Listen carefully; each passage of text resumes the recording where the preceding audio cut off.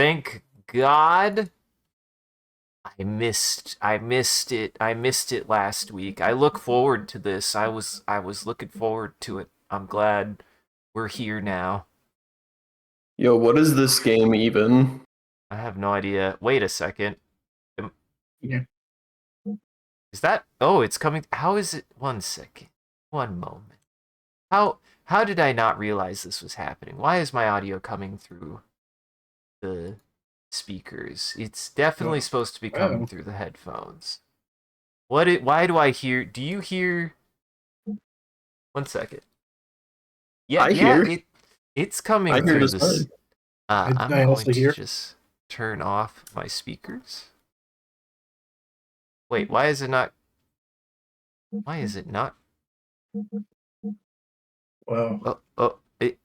Is there a weird? What is happening? Well, welcome to the stream, everyone. What is happening? I'm your host, Isaac MCCanary. The audio's doing something weird. I'm going to try restarting the emulator. Hang tight with us, everybody. Everybody introduce yourselves. Hi, I'm Jackson, and today my audio system works perfectly fine. Hi, my name is Sean, also known as the Talking Skull, he, him, and today my ears are working perfectly fine, I'm glad for you. which is new for me. Yeah, honestly, I know you've mentioned in times past that your ears don't work so good. Well, That's I mean not more in the sense fair. that I'm finally recovering from an ear infection that I had for the last week and a half. That's Oh, no yeah. fair. I have difficulty listening, and you guys give me a hard time all the time. Sean gets to have a hard time hearing, and that's fine and commiserated on. Yeah, that sounds about right. I don't Because remember I why. put in the work. Yeah. I see. I see how it is. Oh, I see how it is. Hey, is your audio fixed? Yes, it is. It was weird. It was coming out of my speakers. I don't know why. I can't explain why it was coming out of my speakers, but it was coming out of my speakers for some reason and weirdly desynced because the audio in the game that was even coming through my headphones was not synced with what was happening on screen. Huh. It's a mystery. We'll never know. It's destiny a little World is a bit. vexing puzzle. The world is a vexing puzzle and filled with Holy shit, are we still here? terrible things. Oh, we've been here for 2 weeks, Sean. Oh, yeah.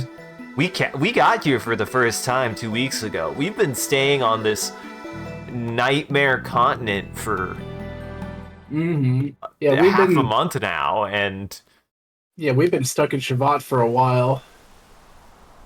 we did just get here. We missed last week, unfortunately, for reasonable reasons. I won't say what they are because I don't remember them, but they were reasonable. I was just about to say I literally don't remember. I took wife to emergency doctor. Oh yeah. Oh right, yeah, it was that was such incredibly a valid. non-issue that I forgot about it immediately. Yeah, you were like, oh, I had to take Savannah to the emergency room, and Isaac and I were both like, oh god, is she okay? And then you were like, oh yeah, she's doing great. Yeah, she's doing fine. She's got her some antibiotics. She's good to go. Got a Savannah biotic. Yeah, I got her some antibiotic. She got her bio arms. She got her Cyberpunk 2077 laser fingers. Got her the Cyberpunk 1977 special. Oh my god. Well, this is where we left off. We were in this place. We hadn't talked to Remember anybody. we talked to the queen and she told us to do something and you panicked because you thought it was going to be a long cutscene and then it wasn't. She told us to go the fuck to sleep, I believe. Go the heck to bed. And I was like, I didn't want to. I was going down to I went down to a place and I was like, this place looks important. I don't want to go this way. Essentially, I was looking for a save point in this place, and the longer I explored, the more I was like, I feel like I'm about to step on a cutscene at any second. But welcome. But we've seen almost all of this place at this point. I think so, yeah. Almost. I just didn't speak to anybody in this area. I do remember that. I didn't speak to anybody in this area. We didn't look at anything. There's a bunch of rooms to go in. We went to the city, and I got stressed out about the fact that they have no guardrails, and frankly, it still stresses me out. I don't think I could... As somebody who loves planes and loves the sky, I could not live here. It would be too stressful. Yeah, it would stress me the hell out. Yeah, there's not a single thing keeping you from falling to your death. I would be army crawling everywhere. Yeah. Like, I would just be scuttling around on the ground. People would be walking and be like, what's his deal? If anything, it'd probably make it more dangerous because people would be at risk of tripping around me. What do they do about people tripping? Imagine if you stubbed your toe on this city. Oh, yeah. I mean, I do love the idea. What's up? To be fair, I haven't seen anything to stub your toe on, but that wouldn't keep me from finding a way to trip on... I've tripped on flat ground. I was gonna say, you've never tripped over your own feet before? Yep.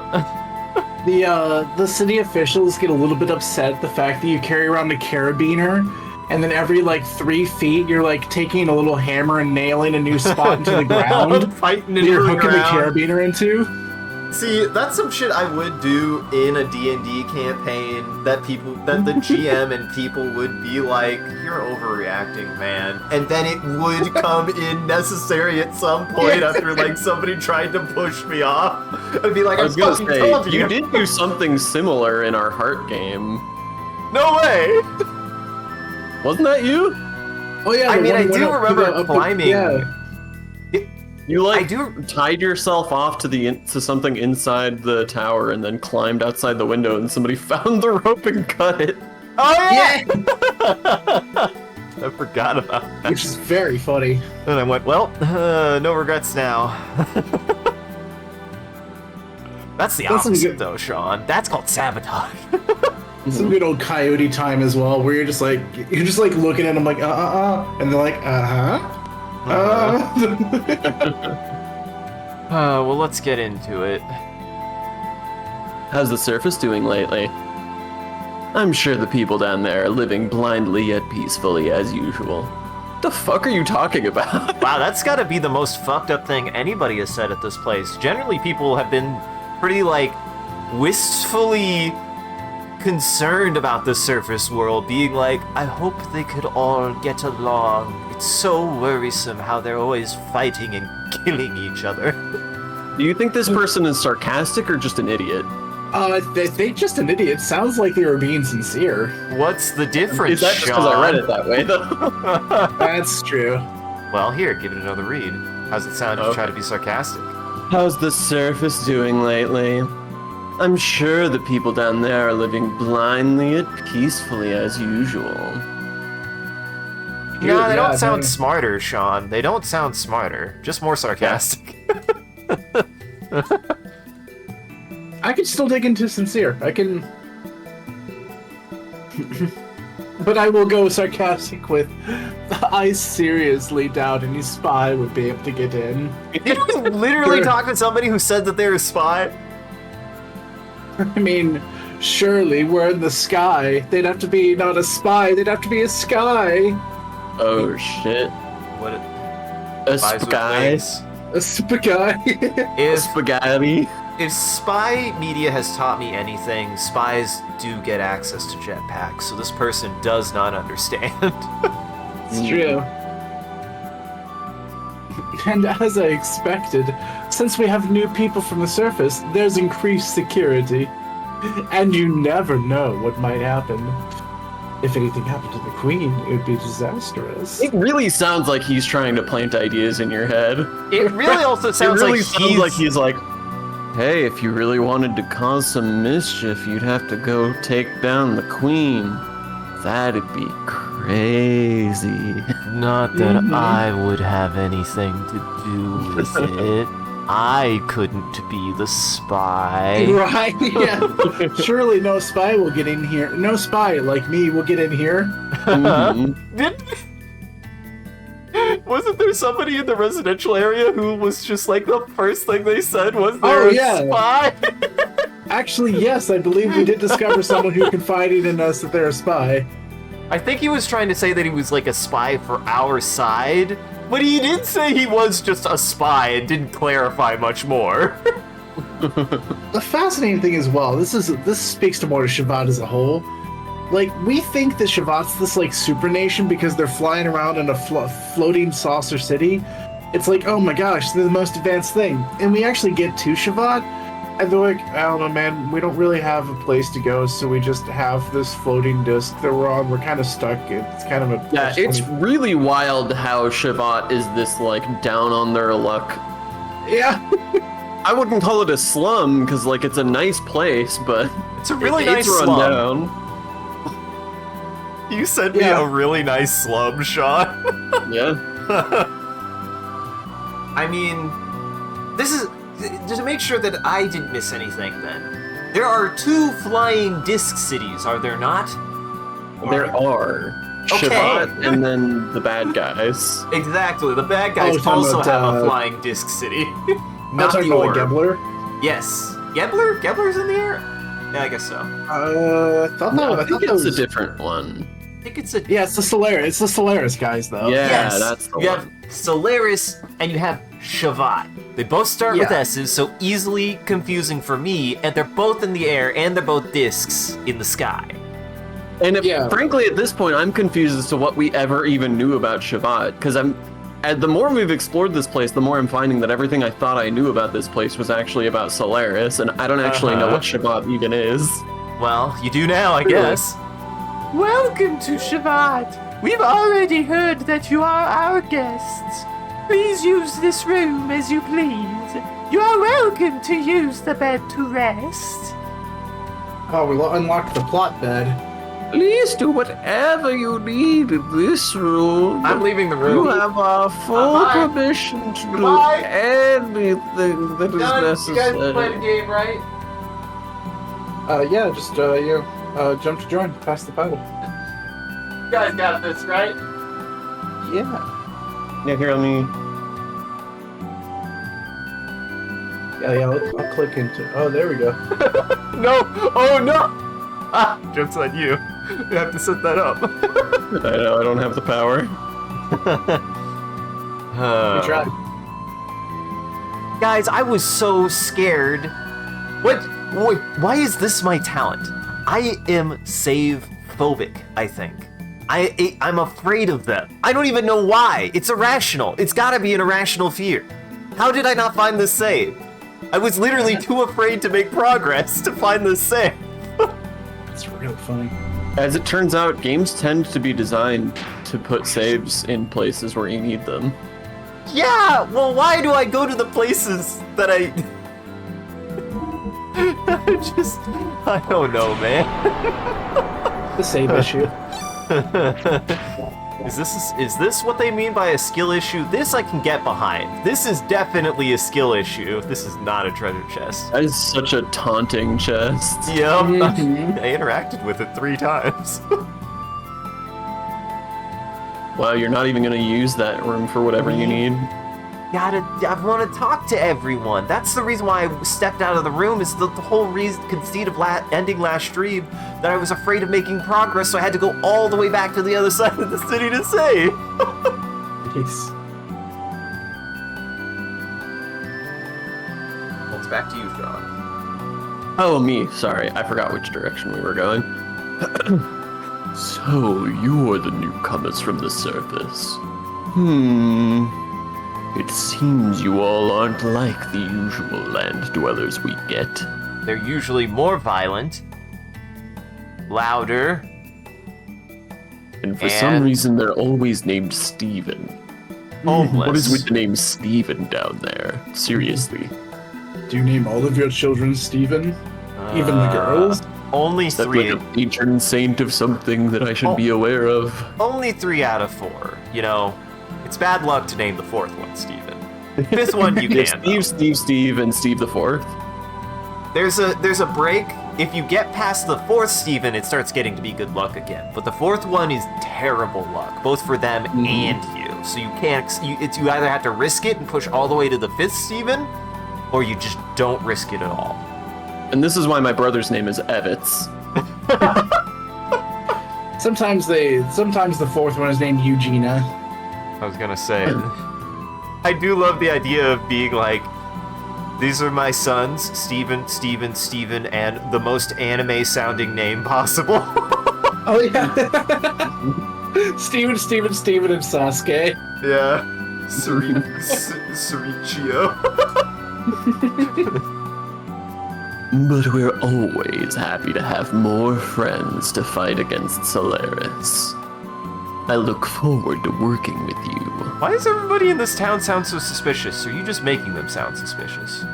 I mean, I gave him a voice, a particular voice.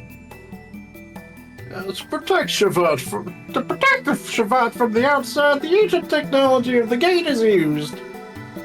It's fundamentally the same thing as the stuff Solaris has planted on the surface. Even with Solaris' technology, the gate cannot be broken through. But at times, I come to think about whether this gate is only for protecting us from Solaris. Maybe that man left this gate behind to separate us, to isolate us from the rest of the world. That man? What That man? dastardly man. Steven. If that was his intention, that Krallian is indeed dreadful. Does that man's resentment run that deep? Should we Really have assigning context a for lot that? to a man who you're just wildly speculating about right now. Yeah. Krellian holds the true power in Solaris is what I'm saying. The irony of fate. Once that man fought alongside Roni Fatima, Queen Zephyr, and Lacan against Solaris. What?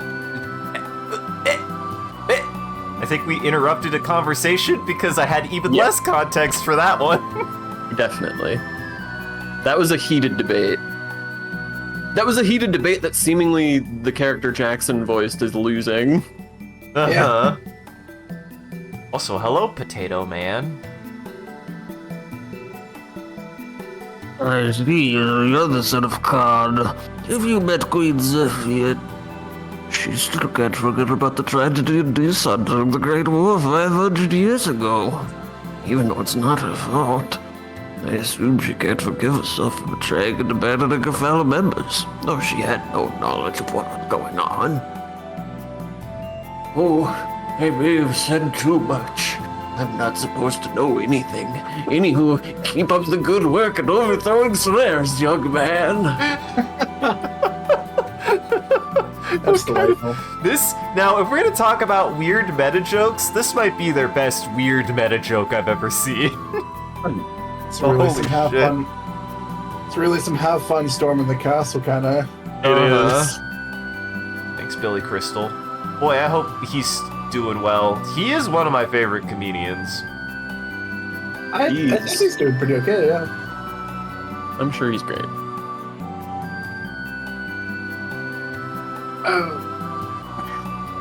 Balthazar brought Maria to Shavad about 5 years ago, along with Sebzan. Can't pronounce that man's name, saved my life. Balthazar Sebzane. said he's... Sebzane. Zip-zap-zap. Balthazar said he's sneaked into Solaris by himself and tried to save Dr. Nicola and Maria.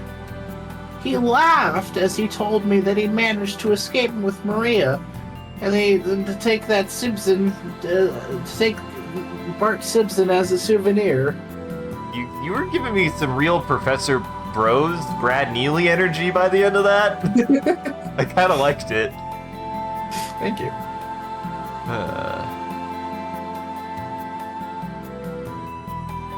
And I kid you not, she turned into a pillar of fucking salt.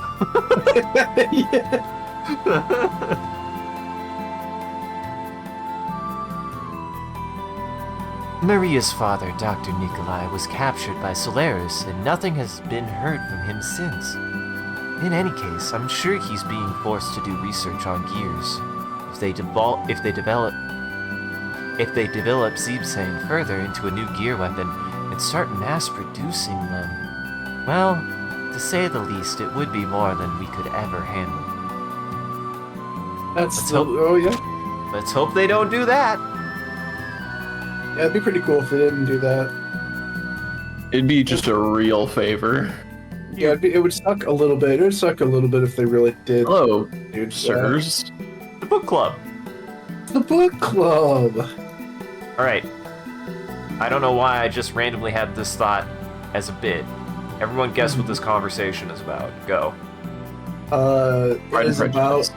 Oh shoot, Pride and Prejudice is so much better. I was gonna say they were actually talking about like the celebrity of the week. They were just like, oh dude, Jennifer Aniston was so good in that movie. Is that all that book clubs talk about? Is Pride and Prejudice, Sean? Yeah. Yeah, I've never read Pride and Prejudice. Is it join good? the book club. I actually haven't read it either, because I'm a caveman. Well, sounds like we gotta read Pride. It sounds like we gotta read Pride and Prejudice for our book club, Sean. After our Xenosaga series, we just hot swap over to Pride and Prejudice book club. We just Yeah, when are we gonna have a book club week? A Really? book club day in the week? I Trim to chapter 3. don't tempt me. We could have a book club day of the week where we read like a book or read so far into a book every week, and then we come back with things to discuss about the book for an entire stream. I would be down for that. Don't tempt me with a bad good time. Humans banished from the paradise were foolish enough to revolt against God. In order to resist the power of God, they created 12 anima relics and called themselves gods. For 10 days and 10 nights, the world shed its blood. Mahanan was enveloped in flames. Holy fuck. Even if that is out of the Bible, that's the most insane retelling of something out of the Bible. I don't think that part's in the Bible. It It don't feels sound like like Broble to me. it feels like some Genesis shit to me, but I mean, for 10 days and 10 nights, the world shed its blood is definitely the kind of thing that would be said by the preacher in Midnight Mass, but that's fair. God, now I want to watch Midnight Mass again. You remember very how we were good. talking about like numerology like a few streams back? You really Yeah. don't see 10 that much. 10 Commandments? Well, yes. Besides that one, of course. 10 apostles? What was that? Are there 10 apostles? How many apostles? I are think there? there's 12. I think there's Fuck! 12 apostles. That was close. 7 Hey, deadly there's sins. at least 10 apostles. At least At minimum 10. Yeah. There's 7 deadly sins, there's 10 commandments, there's 12 apostles, there's 5 geese a laying, there's... Yeah. Yeah, 5 golden rings, yeah. One goes to the dwarves and one goes to the elves. But human strength was no match for God, and the arrogant humans were destroyed by God's anger. Only a few righteous men were left on the land, and they died out, and civilization ended because there were no women. However, God was also tired and wounded. This is how you know this is a Japanese story. Yeah, right? Yeah, you don't ever hear about the Christian God being like, oh man. Maybe God's just sleepy. Sometimes God can just be sleepy. And on the 7th day he rested because he was sleepy. He was tired. You don't ever really hear about God tummy hurt, though. However, God was also tired and wounded. He decided to rest in the deepest depths of the earth. God's rest was long, but eternity is only a moment to God. Since then, the righteous men who didn't revolt against God had to live in the harsh nature by themselves, being in constant fear of death. The legend also says the following: when the righteous men's children are born again Christian, God will awaken from his long rest and give a helping hand to them. If the legend is true, what will the awakening god bring to the people? What kind of existence is God? I don't know if this is the intention or not, but I love that those last couple of lines make Christian God sound like a Lovecraftian monster. I Oh, yeah. mean, this is the thing that I What will kind of existence will the reawakening of God bring to the world? I do. Yeah, I do also love So I do not believe this, and truthfully, I don't know. I don't know. I believe too much these days, but I do Don't worry love about the it. idea. This is a safe place to talk about this kind of stuff. I'm always fascinated with this stuff, but go on. Yeah, I do love the idea because, we've heard about theism versus deism, right? Where so this is a fun trivia thing for chat. Theism is just there is a god, and God is is active in the world theoretically, or is doing stuff. And deism is a god, or a godly god made the universe, made the world, and just said, "Have at it!" Just I made it, and now go. And so I love the idea of deism, where a god or the god made the universe, but got so tuckered out that he has to sleep for the entirety of the existence of the universe. He's just so he's like, oh god, it's just oh me, I am so tired from making all of that. I The gotta world is pass but a out. dream, the sleeping God. Boy, that's probably some good scary science fiction to be like, what if it turns out that the only reason that the universe exists is because of some weird ultra big entity having a really bad dream? Somewhere out there in space and time, something ate too much pizza right before bed and has having a wild dream. So you literally spoiled. So Isaac, you literally spoiled. I kid you not, the end of an East game. No! Because the punchline of an East game is literally a god needs to sleep for the universe to exist, and they woke up and destroyed the universe, and a character did some, big sacrifice to put the god back to sleep. I don't like Final Fantasy X. Yeah, honestly, Yeah, fair. that makes sense. Inverse. Oh my god, I forgot about that entire... That's actually one of my favorite plot points, and upsetting plot points, is that premise in 10. And if you haven't played 10, Jackson, it's kind of like, oh shit. I've played some of it, and I know too much about it. This is kind of where I'm at with it these days. Fair. If you know the nature of Xanarkand, I won't say more. That's all. Yeah, they did not keep that secret. Well, I was about to say they did not keep that secret that guarded, but then I realized Xanarkand, that was literally year 2000. So, which do you feel like is the worst kept secret, Xanarkand or Aerith? I mean, I guess it depends on what you mean Probably about Aerith. Xanarkand. Because, certainly the relevant detail of what happens to Aerith is more well known than the relevant detail of what the deal is with Titus. I'll put Fair, it this yeah. way. I knew Aerith died. Fuck. I knew Aerith has a thing happen to her. Game I is didn't know. 30 years old. Yeah, it is. It was 1997. So you're 28 years old. 28. You know who else dies? Sephiroth. That's true. Spoilers. But I did not know actually what the deal is with Xanarkand in 10, and that was a surprise for me when we played through it. I actually did not have any context for 10's story. Oh, no, fair. So I didn't know what the hell was going on with Titus, with Titus and Xanarkand. It was a genuine mystery when I first played that game, and when I got to that point, I went, oh.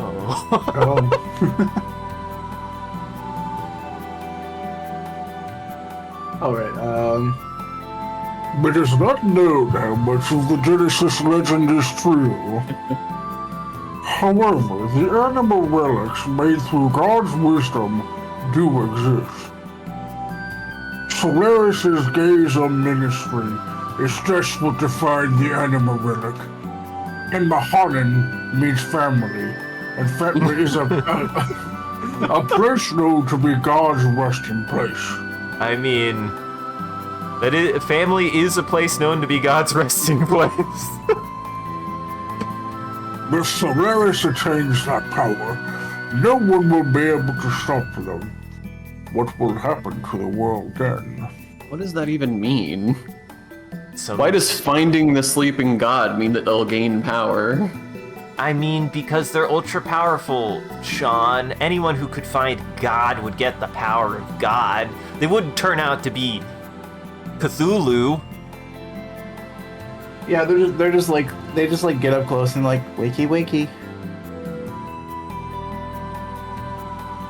Long ago, humans were with God in a paradise in the sky called Mahanan. The place was protected by the power of God. Humans were never exposed to the fear of danger of death. However, one day, humans entered God's forbidden gate. I read that wrong. It is literally the Bible. You The can't book? mess this up. The book. I have the Christian Bible in my hand. Give me 1 second. I misread. However, one day humans entered God's forbidden garden and ate a fruit which bestowed upon them tremendous intelligence and power. God found out about the incident and humans were banished from the paradise. The prosperous times were over and an era of sorrow and hatred began. That was the first part of the legend of Genesis that was passed on from long ago. They say a legend such as this contains some truth to it. Do you think the idea is meant to be that this is like the far future of our real world? That like that's why their religion so resembles Christianity but different? Is because it's like Christianity through 1,000 years of social filters. Through 1,000 years of social filters and at least 2 apocalypses. Mm-hmm. Right, and we're no longer on the new international version. We're on the new galactic version. How's the King James version of the Bible sounding these days? It's probably in a language that they don't have anymore. We assume they're speaking English, but who knows what language they speak? Japanese. Yeah. Oh, yeah, you're right. You just arrived from the surface, didn't you? I've heard about you. They say you saved our colleague captured by the Ethos. Thank you very much for that. Wish they'd give me a mission. I'd teach those Solarians a lesson. Oh no, don't teach the Solarians a lesson. I mean, they kinda deserve it. They've already learned enough. Yeah, I was gonna say, they've already learned so much, man. You give them more to learn, they'll get stronger. Oh, and you are? I feel like I've met you before. You resemble Khan, the one who taught us the art of fighting.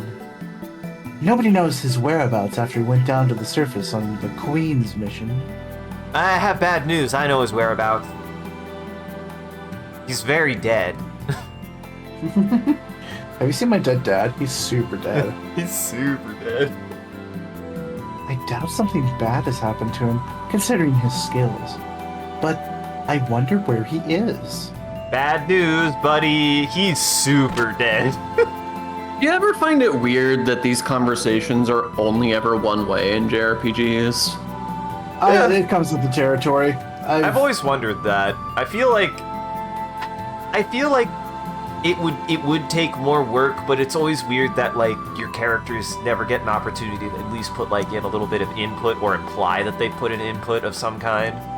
Yeah, I mean, like, it's one thing if the dialogue is just 1 or 2 text boxes, then it's like, okay, sure, like, there's no reason to burden this with a cumbersome back and forth.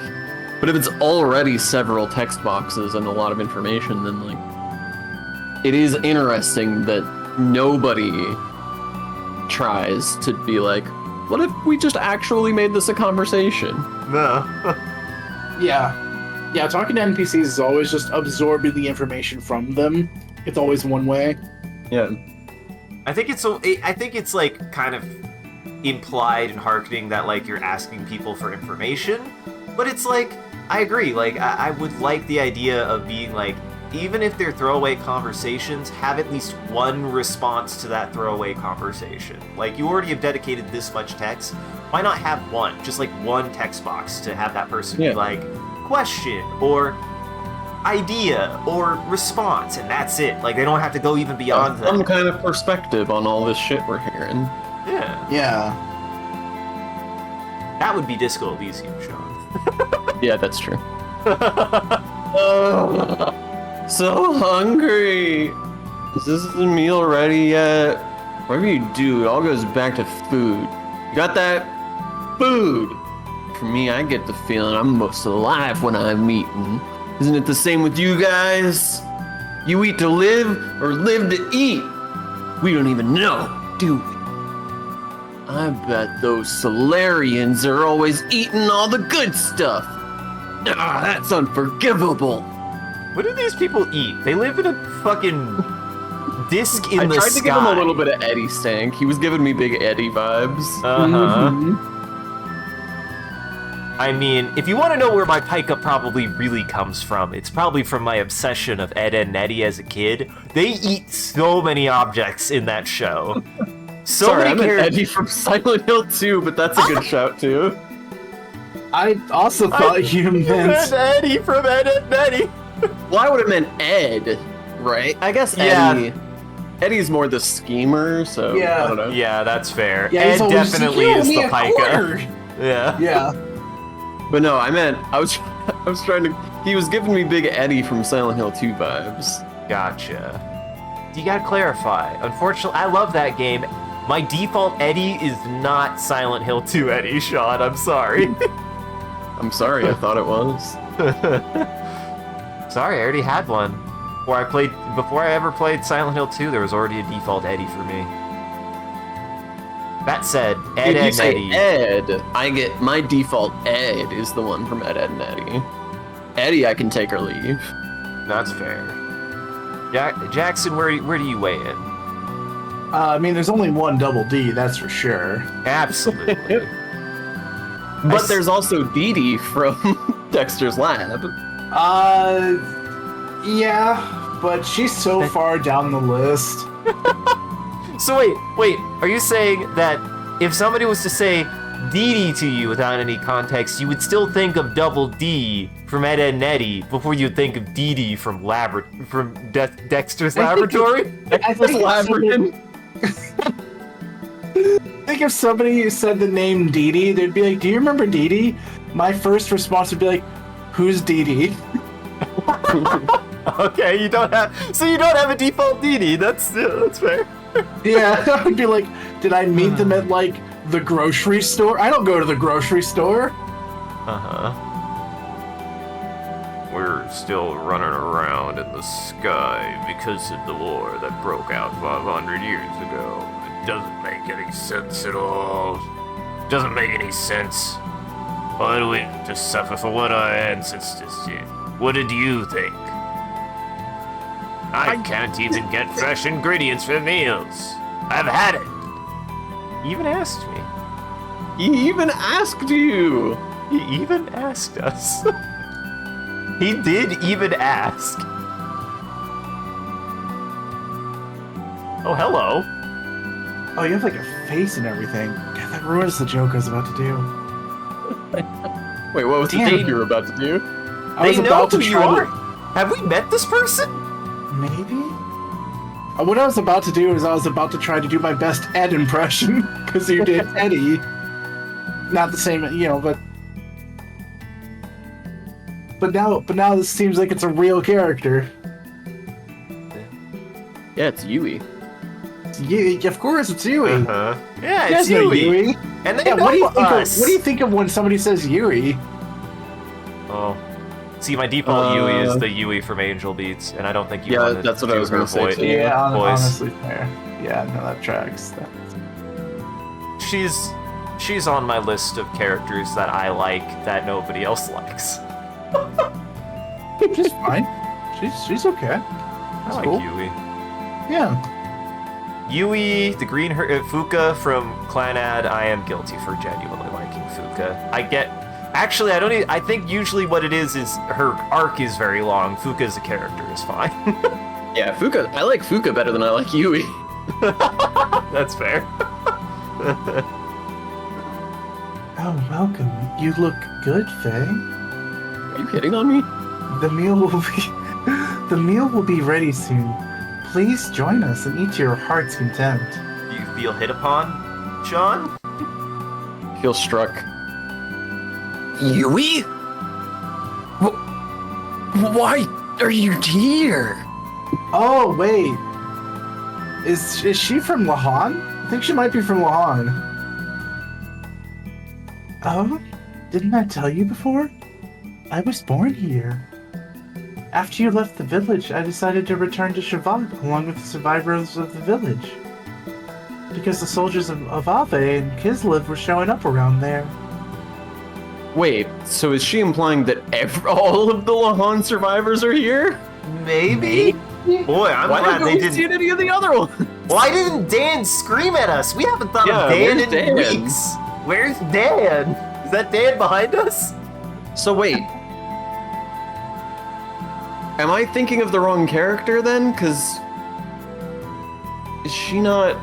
Well, there was the girl who got murdered, which I think her name was Rachel. Rachel, right. I But think. is Yui not Satan's wife? It might be Satan's Oh, wife. yeah, actually, well, Satan's. Yeah, that makes the most sense. I think it Satan, is you're right Satan. here. Can you tell us if this is your wife? Yeah. He's an optional character, like, because you get to pick party members 2 and 3, so they don't say a doggone thing. Mm-hmm. I see. Welcome back, and also my. Hey, Oh. there he is. Oh, it is. Gosh, it's been so long at this point. He hasn't said anything for like 5 weeks. It's true. Oh, it is nice to be back. Thanks for the trouble. Thanks for your trouble. Thanks for your Is the- trouble. Which is the most polite thing I can say to my wife, apparently. I'm sorry for putting so much trouble on you. What are you saying? It's not your fault. There's nothing to worry about. I had an entire existential crisis and I'm still processing that. I'm pretty sure it's still my fault. The people from the village understood after they came here and heard the story. And then they all fell and died. None of them are really here do need to anymore. install There are no, guardrails. there are no guardrails, and they didn't know how to live here. Now they blame Shavat for their reckless constructions. Uh-huh. We've really shifted the blame, truly. They couldn't blame only you for that incident because Solaris was behind it. Now they can also blame Shavat. Yeah, now we're blaming Shavat and Solaris and basically you. it's spread pretty evenly, truth be told.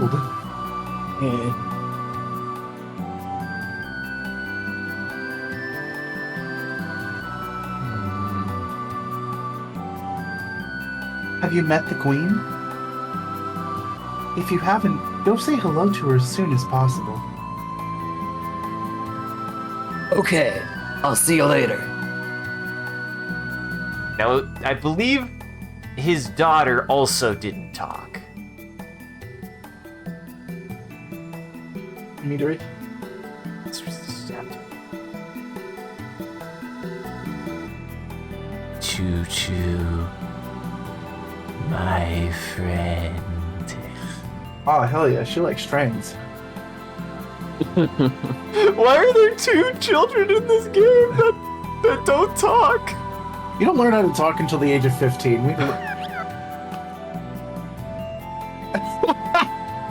Midori really talks a lot. It's amazing how much stuff you have to chew about. We could have a conversation without talking. Have you forgotten already? I just love that the first thing it says is Midori likes to talk a lot. Uh-huh.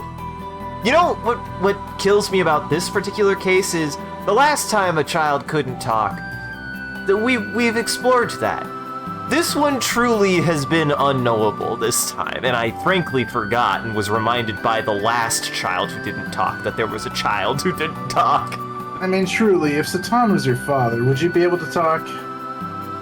Would you ever be able to get a word in edgewise? Yeah. Would you ever want to speak out of fear of how he would respond to you?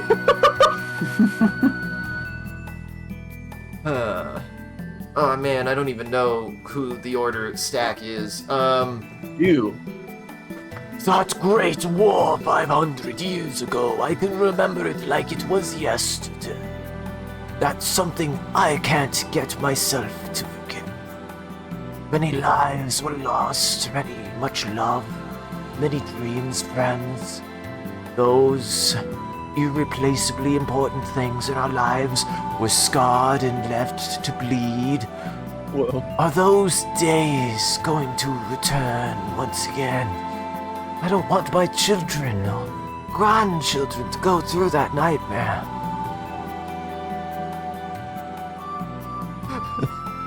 500 years Sorry, is a I- very long time to envision. Yeah. Like conceptually, like thinking about people that lost their lives 500 years ago is just sort of hard. I mean, they all did. Yeah, truly, all yeah. In the end, they all did, yeah. Bad news, Jackson. People 500 years ago still died of natural causes, and unnatural causes for that matter. Yeah. Give you an unnatural cause. Well, Jackson, you want to be Jackson. this Oh, yeah. horrid Oh, yeah. creature now? Your neighbors are true that these are living bones, aren't you? They're all like shattered fragments of a mirror. Oh my god. That's a hell of a thing to say with that voice. Right. Everybody here is doing fine. Oh, hello. Oh. Well, This I is fell why we down. need guardrails. This is why you need guardrails, guys. So why are we in Half-Life now? This month is going to be very tight too. I must cut down on rations a little to make it. But everyone will probably gripe about that. What am I gonna do? Wow, this place really is a slum. Like, what the hell is going on here? So I guess this is their food storage? You are so close to inventing Soylent Green, you'll be fine. We've been flying up in the sky, right? It isn't easy getting supplies. We can't just go and get all of our own supplies either. Don't ask. We made it this far somehow, but if the situation continues like this, we better do something. Soon. And people need to stop falling off of the side of the country. That's a problem. That's potential resource that we're losing. HR would be upset about the fact that people keep on falling You're off the saying side. that you want to do cannibalism. Is there ever a want in cannibalism? Some, yes. I like those are the people you have to yes. fear. Yeah, like those are the people you have to fear the most. The people that are just like, the people are just like, oh no, we gotta do cannibalism. And it's even more concerning which side of the field they are talking about from that perspective. One, you're in danger. The other, you're just really uncomfortable. Yeah. I'm not sure I mean which side of the... I'm not sure I know which side of the... What you mean by which side of the field. Who's passing and who's receiving cannibalism? Are you implying the existence of someone who's really excited to be consumed to death? I don't know, Sean. I'm sure there are some weirdos out there who would be excited about that for some reason. Some reason. I did just. I think Isaac is saying that he is one of the people. No. No, and I would never want to try human meat either. I haven't eaten a baby like that one Pika guy. Oh, welcome, Comfy. Hi, Comfy. Who's reading? Further down is the prison. It hasn't been used for several hundred years, though.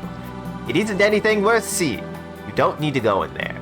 Well, I guess I could say we had a similar barbaric phase like the land dwellers. Welcome, Okay. You just walked into cannibalism. You're invited to join us. You're Oh, are you going into invited the to spooky dinner. prison now? Oh, it's I think this. it's a prison museum. It's one of those prisons they turned into a museum. We've been in here. This is where we keep the criminal. Oh, sorry. Actually, let me give a different sort of. This is where we keep the criminals in their cells. It's been said the soldiers from Solaris were locked up in here long ago. The answer is no, Comfy.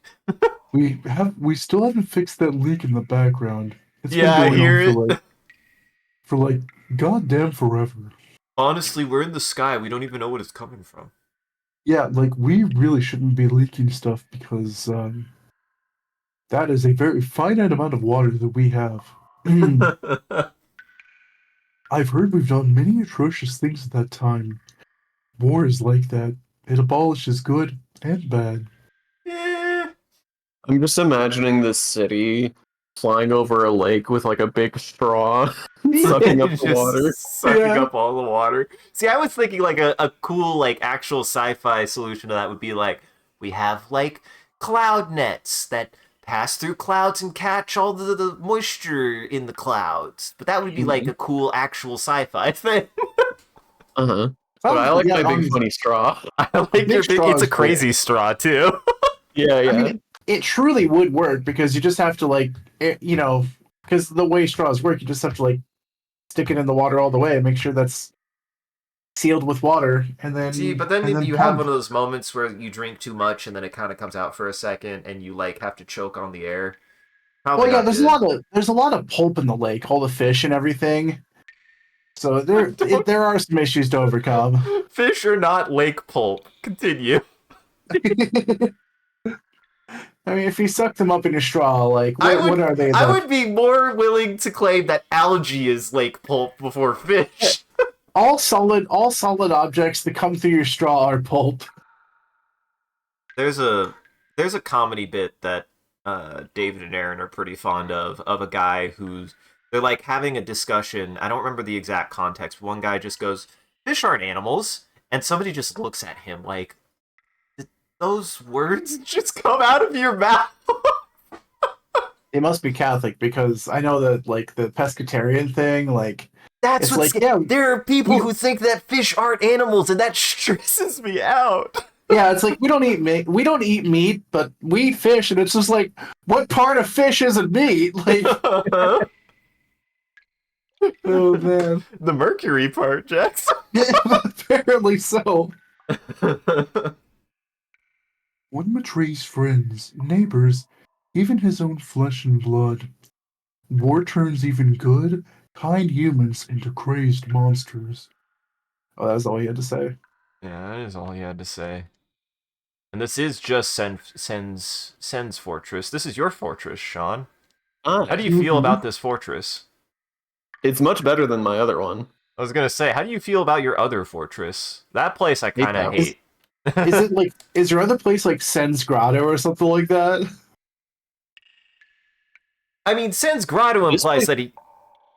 This place is kind of a grotto with that fucking drip. Yeah. Honestly. Yeah, but it can't be that much of a grotto. There's no large amounts of wealth or treasure in here. And grottos always have large amounts of treasure or wealth or just are really like positive. They're like a good cave. Oh. A good ocean cave. I like this cave. I'm sorry for insulting your good cave, Sean. It is a grotto. This is a carbonite cage that petrifies humans alive. Regardless of whether it was only used on criminals, it is still heinous. No matter how you look at it, they've sure thought of cruel things.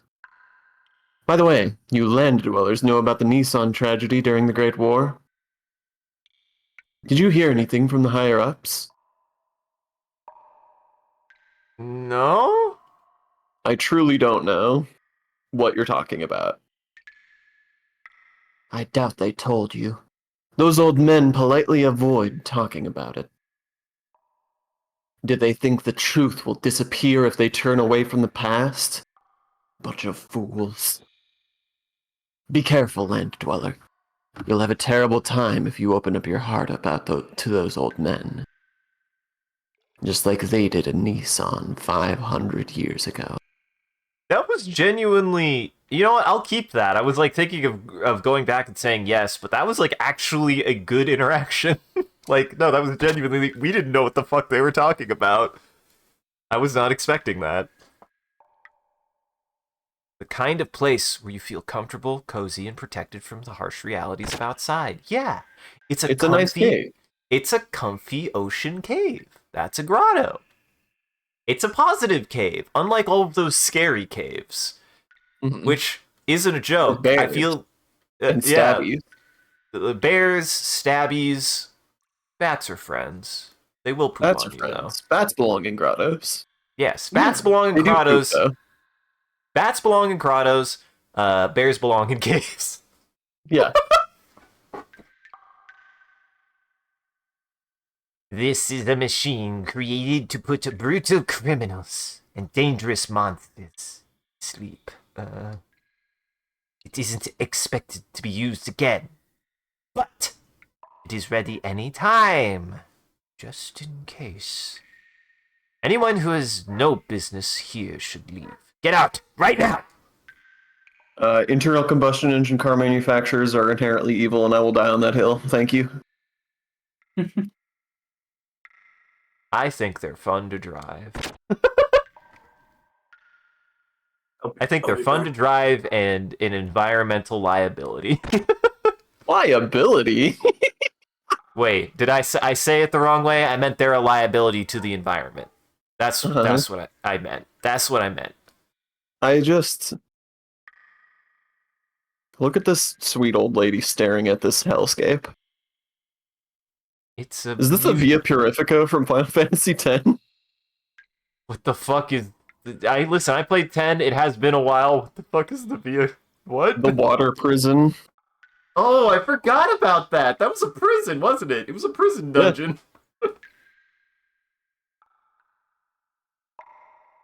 I mean, yes, but so are seagulls, and they can't do anything to be talked about like that guy did. I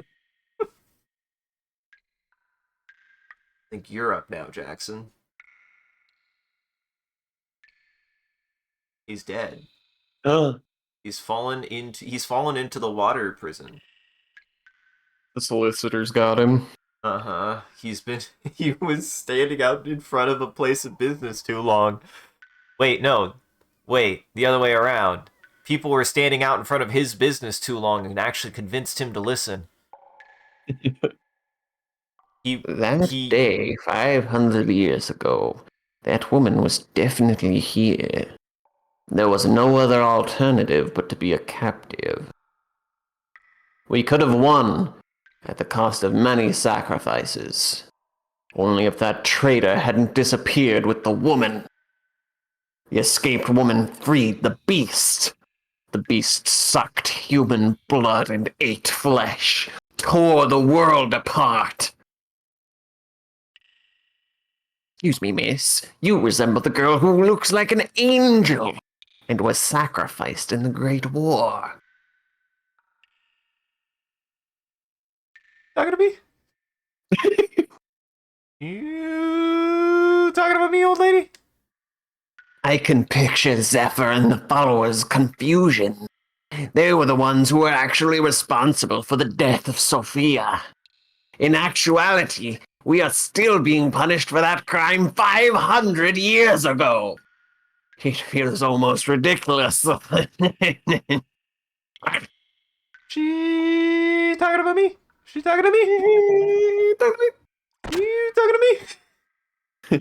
I don't know if I like the tone of voice that you used. Say that to me. What did I do? I'm just a person who might look like a female person with wings. It's not Ellie's fault that she's apparently... Whoa. It's not Ellie's fault that she's apparently got angelic beauty. Uh-huh. Or perhaps demonic beauty, depending on how you interpret that story. Mm-hmm. Also, based on Comfy's response, They bring up a fair point. The reason why there are no guardrails is they use them all in the prison. Uh-huh. All of them to make that giant cage. Maria has truly done so much for us. As of now, many of us consider her to be the guardian angel of Shabbat. Regardless of how well she can control Sibse, she's only a 13-year-old girl. I really I'm sorry, thought she's she was... only a 13 years old girl. She is only a 13 years old girl! She's probably worried sick about her father, who's been captured by Solaris. She is 13 years old girl. She doesn't know how to drive mech. You kicked ass of little girl. I watched. Balthazar strongly told Maria not to leave Shabbat under any circumstances. He probably said that because he knows that if provided with the chance, child would probably immediately try to fly off to Solaris, all by herself, to rescue her captured father, riding on the Seepton. Man, they have a lot of pressure putting on this 13-year-old wistful girl who But to be doesn't fair, look the implication 13. there was that hopefully she won't do that. Oh, that's fair. They're putting a lot of pressure and worry on whether or not this 13-year-old wistful girl is going to do something really reckless. Remember, did we establish why she is the only one who gets to drive a mech other than nepotism? Because she's a kid who was the kid of the person who made the robot. And that's nepotism. And that's that's- the part I did know. And that's nepotism. How would you put that into a song? How would you put that into a jingle, Sean? And that's nepotism. And that's nepotism. Pretty good. Why is there a bong in here? It's beakers. Shut up. They just put a bong. They needed science jars and they put a bong in here on accident. Guys, I think I've used a bong once. Like, I have Did you no drink? problem. I drank the water, man. Don't recommend doing it. That's an advanced trick. You can't do it when you first start bonging. You know how it goes. Oh yeah, I'm bonging every day. You don't want to drink the water unless you're bonging every day like me. Now I'm really worried what happened to Jackman. Huge Jackman. I mean, I could have been right. It might be the solicitors.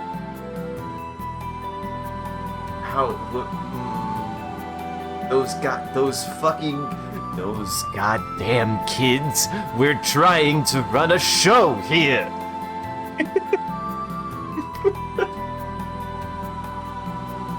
There's a video I really appreciate of someone like driving past like an elementary school or something, and there's like some outdoor event going on, and he just has the windows go down, and you just hear he's like got his phone up and looking at these like row of kids, and he's just like, these goddamn kids out here, I have places to be. I don't know the fucking context. He's like stuck in traffic at this goddamn school, and he's just screaming at the children.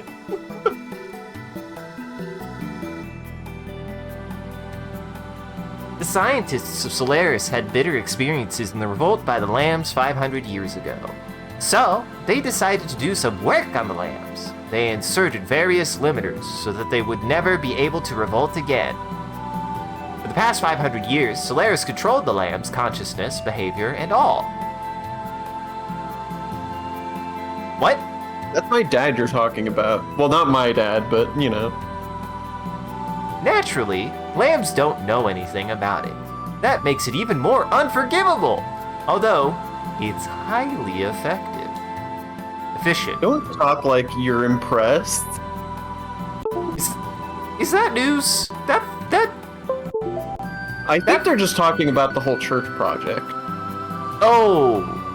Yeah, I guess that's a form of brainwashing, mind control.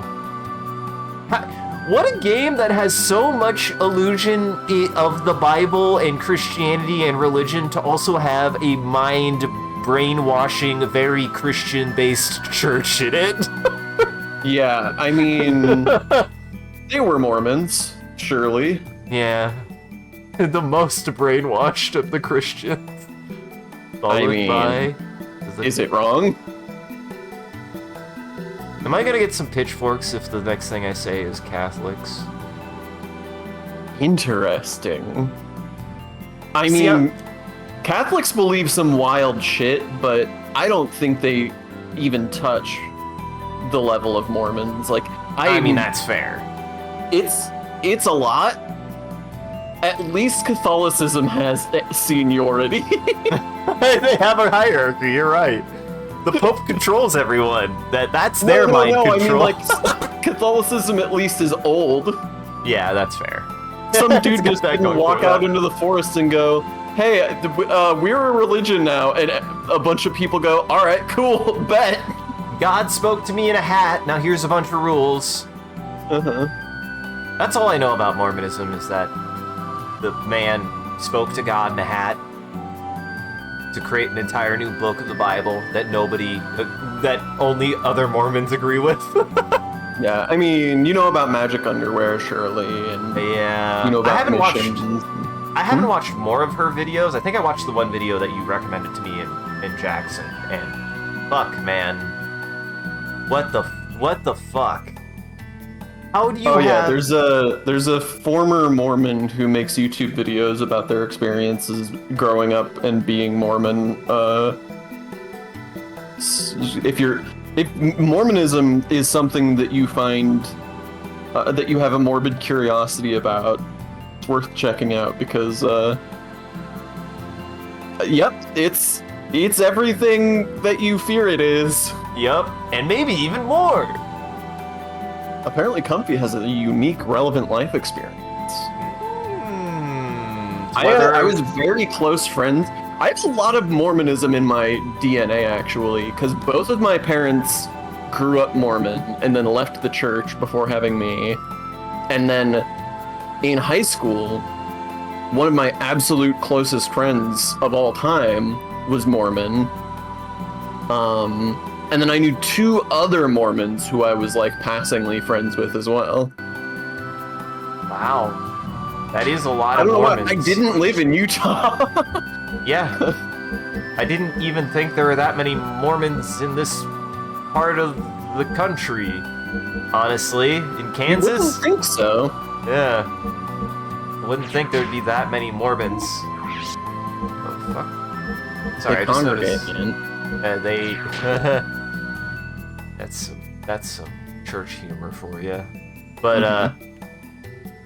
yeah, no, the most I got out of that video essentially was, wow, it's like bad Christianity for rich people or making people incredibly impoverished.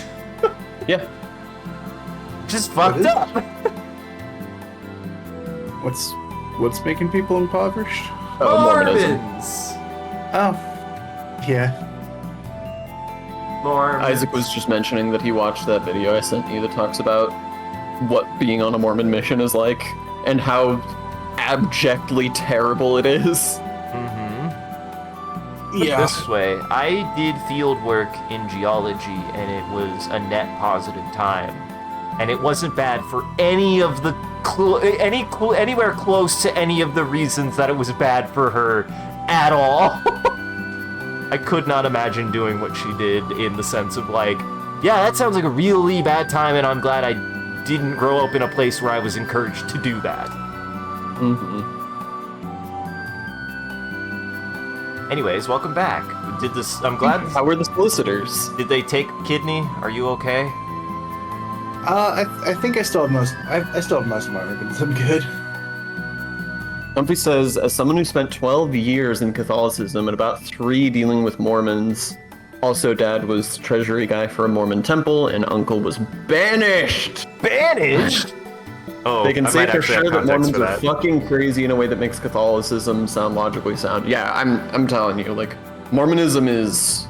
That's fair.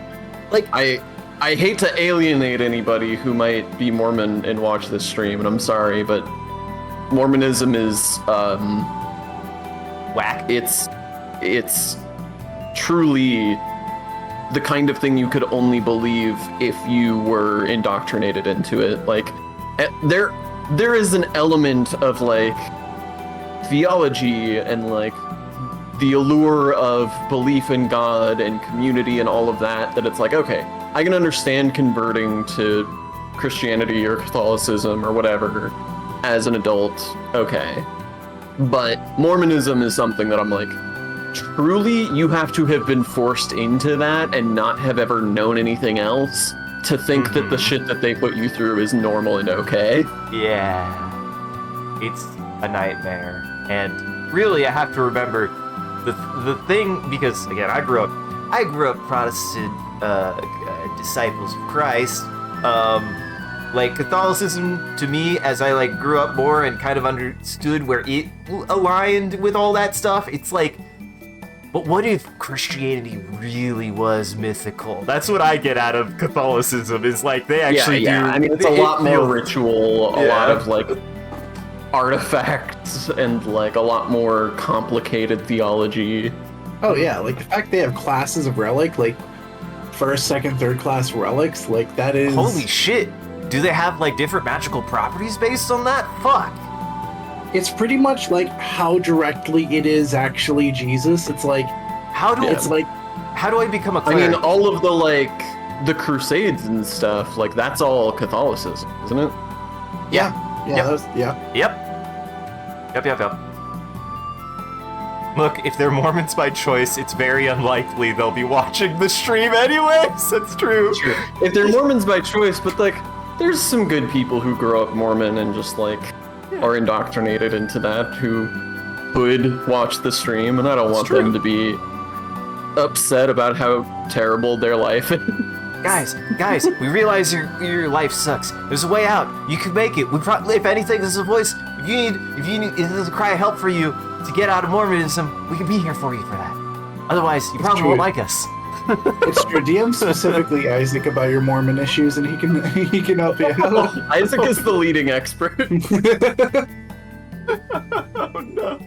It's so log into discord.com.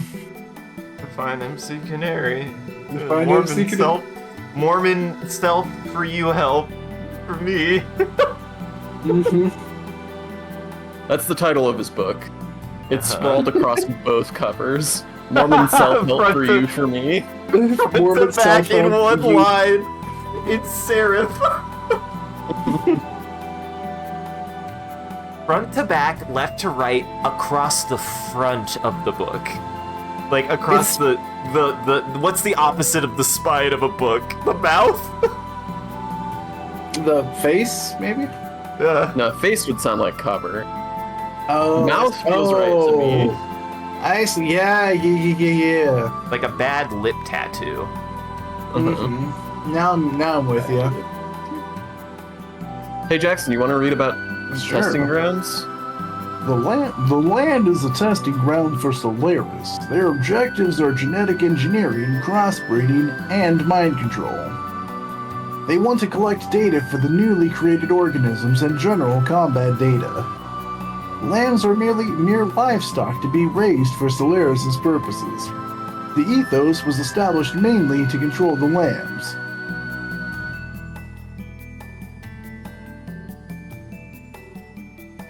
They're not doing this for fun either.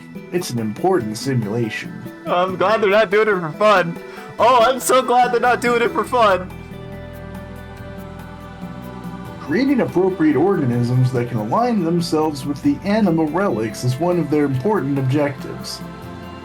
In any case, the lambs will continue to be Solaris' guinea pigs unless someone stops them. Yes, I'm looking at you. Yes, it's us. We're the ones- Someone. We're the ones with the most distinct hair in this entire game. It has to be up to us. The limiter restraining the Lum's abilities, but there may be a way to remove it. Tara Melchior used to be one of the 3 sages of Savat. He must know a way to remove the limit. Oh, that is some Chrono Trigger references they didn't quite get rid of. Melchior. The Melchior, Balthasar, and Gasper. The 3 blacksmiths. Or sages. The whereabouts of the 3 sages, Melchior, Balthazar, and Gaspar, have not been known since the Great War. There's even a rumor that they lost faith in the humans because of the tragedy of Nissan. Solaris's activities have increased once again. I wonder where they are and what they're up to.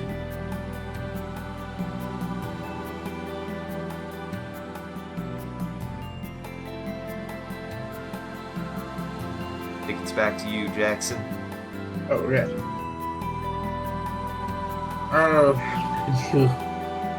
Well, man named Krillin was the mastermind. The man named Krillin was the mastermind behind the planting of the limiter and the lambs. He was originally a lamb. He learned electrical engineering from the sage Melchior personally,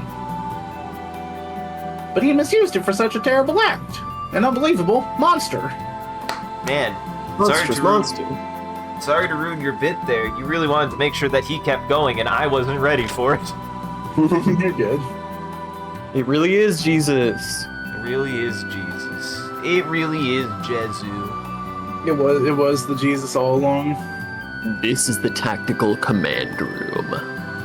Currently, we are keeping track of the activities of both Solaris and the land and collecting data. Lately, there's been a lot of unusual activity down on the surface. Yeah, like people living lives and planting Do you think crops and stuff. Solaris... Do you think Solaris found something? Maybe. What the heck is corn? It's a weird seed. Holy old Seed balls that you stick. stick in your mouth. It's true. So the animal relics were created by God's wisdom. I wonder if that is truly the case. All in all, that unit was meant to emerge from something inorganic. That would be the proper assumption. It is foolish of humans to try to depend on such things. I'm slobbering so much. Oh my! I've said too much. Forget what I said. I was having such a hard time saying it, I didn't really digest anything you said, buddy. He's talking about merging with something.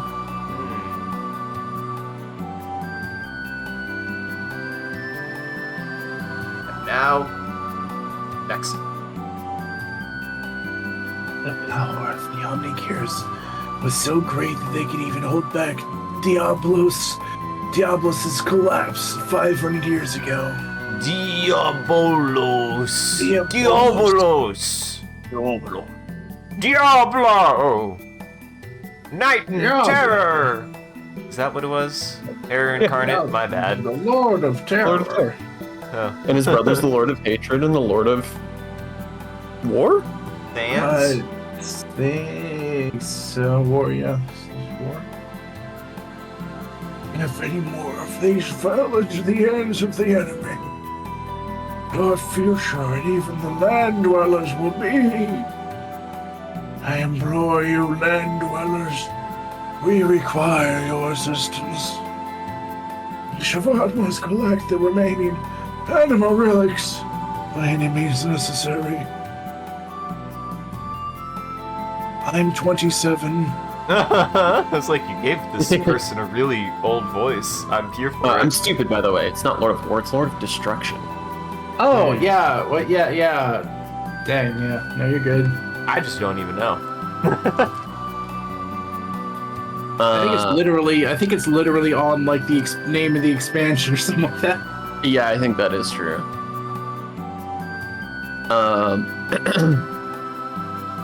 That which the Gazon Ministry of Solaris desperately seeks is the 12 anima relics created by God's wisdom. The merging of an anima relic and a gear can produce an omni-key. But the subject must be in suitable synchronization, or the transformation will not occur. Some of the anima relics have been discovered, but there's still more left undiscovered, sleeping deep in the earth. Even we have been devoting much to the search, but to no avail. Well, we're kind of getting a glimpse of how Super Saiyan works. Uh-huh. But Jesus was inside me all along. Jesus was inside me all along! Mm-hmm. It's your own personal Jesus. Your own person, portable Jesus. Did you say portable? Portable Jesus. Happy, friendly pocket Jesus. Here to give you a smile and a prayer. Someone who lives in a gear. Someone who cares.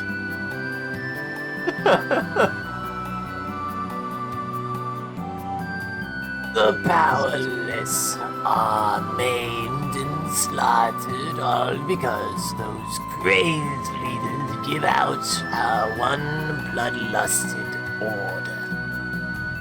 It doesn't matter how advanced their technology or culture is.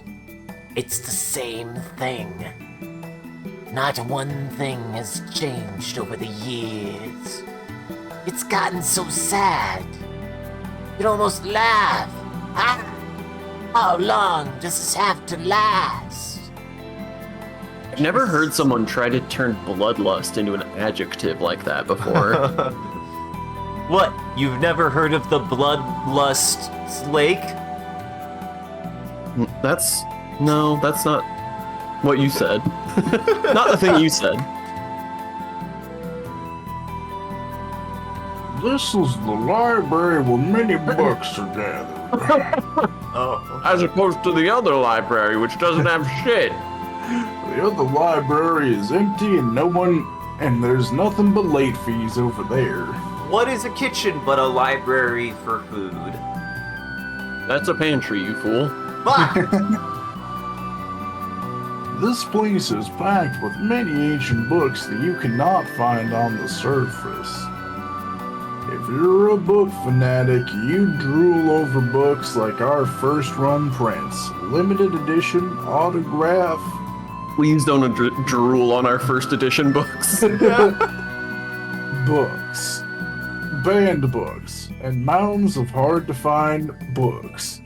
And more mountains and mountains of books. Wait, they have banned books? Yeah. I'm guessing you their just have books to- banned in other places, but Yeah. they have banned books. We still have those books, you're just not allowed to read them. Oh, it's too much. Oh. Well, setting that aside. Setting that aside? But enough about that. Enough about me. If there's something you want to know about from the past, it'd be good to go in and talk to the librarians. Don't worry, it's their job, anyway, to tell the new people from the surface about the past. Long ago, I've heard there was a long choo-choo who was taken from the town by wise men. I haven't heard what happened after that. I hope that choo-choo is doing well. Oh, Is the God. implication that that's Kid Sister's choo-choo? I was gonna say, I think we know which choo-choo that is. Oh my God, there are so many people in this place that's supposed to be only full of books. Also, That's thank it. you. This is Thank you, a Comfy. very fun library, and yes, I like the plastic Jesus. What were you gonna say, Jackson? Oh, I was also thinking Comfy. Yeah. Got Cat. What is it about a library and cats? There was a bookstore here in town that's called literally the Dusty Bookshelf, and we went there a couple times, and they had a cat. It's great. I love it. It's the best. Why do cats and books go so well together? They're very good readers. Milo hates books. Really? That is an incredible response. I'd say my cat's pretty indifferent. I leave books around every now and then. They're dinosaur books, so maybe he doesn't care. Anytime I read, Milo gets really upset. What are you doing? Stop He that! just yells at me and tries to smack it out of my hands. My cat tries to climb into the book if I'm reading a big enough book. He's done that. I've just been like fingering through my what dinosaur book that I have, which do just lie kind of scattered around my desk. Don't ask why. And he will want my lap, but the book will be in my lap, so he'll just get in the book. Get in the book, Shinji.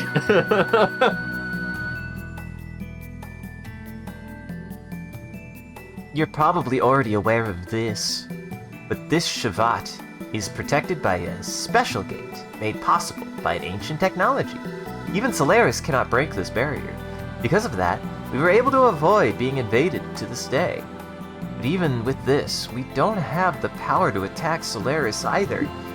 It's a stalemate. Basically, we've just been glaring at each other. Giving each other mad side-eye. Give him the old razzle dazzle. I don't even know. I looked away who this even is. He's you! Well, I mean like I can't see them on the screen. Sorry. Oh. Surviving through the Great War 500 years ago, in the Diabolo's collapse, we and the rest of our comrades secluded ourselves on Shavat.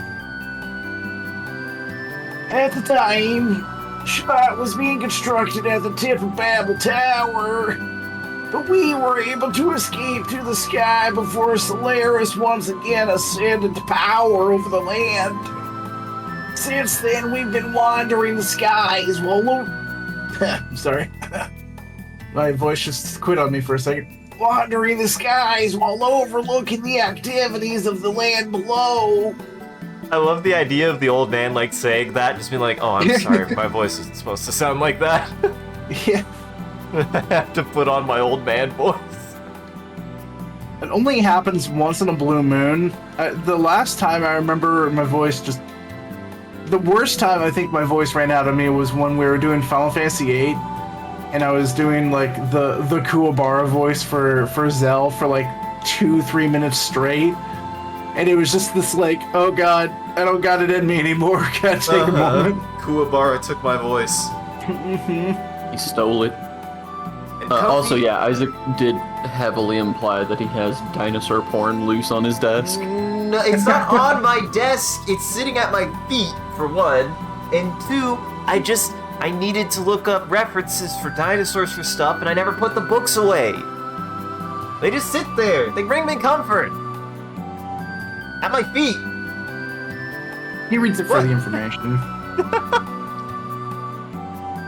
At one point, Solaris and its Gazel ministry, made up of 12 elders, dominated the world with more military might than they have presently. The people on the land were treated like slaves. If any of them resisted, they were quickly and mercilessly dealt with. They treated the people as if they weren't living things. Eventually, people on the surface began to rebel from all parts. Led to the Solaris Shavat War 500 years ago.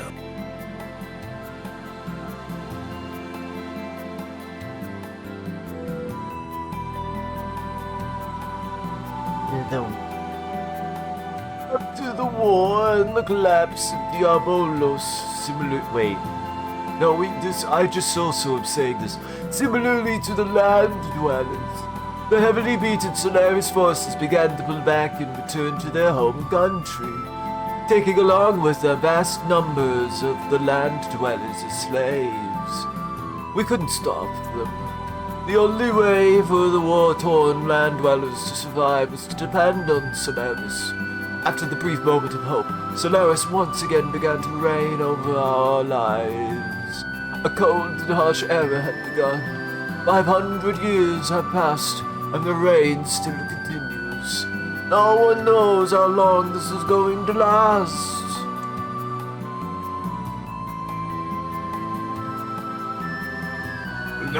Now those giants will. I've already done that one. God, we've done so many characters tonight that I'm actually running out, dude. Yeah, this is all just the side people too, and so many Yeah. old people. I mean, libraries are filled with old people. You know, we haven't had a good glasses goon today. These giants, which fought long ago to save us, an existence which surpasses all other gears. Did you have to spit the glasses out of your mouth and put them on? Was that what that cough was? Yeah. And these are the legendary Omni Gears. Now, one of them is the treasure to the royal Ave family, which is currently resting somewhere in a bed, probably, within the continent of Ignis. You Continent of wouldn't know Ignis. any of those people, though. You wouldn't have to know 2 of those people. But I can't guarantee them. But I can.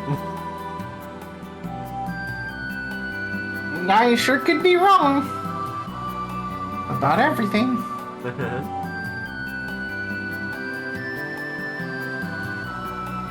Now, does Sean have solicitors? This is the real question. Did the solicitors attack Sean now? Uh-oh. The reason mankind was able to make it through and survive certain death 500 years ago was because of the power of these giants created through God's wisdom. Roni, Fatima, and the other young fighters piloted these giants and destroyed the heart of Diabolos.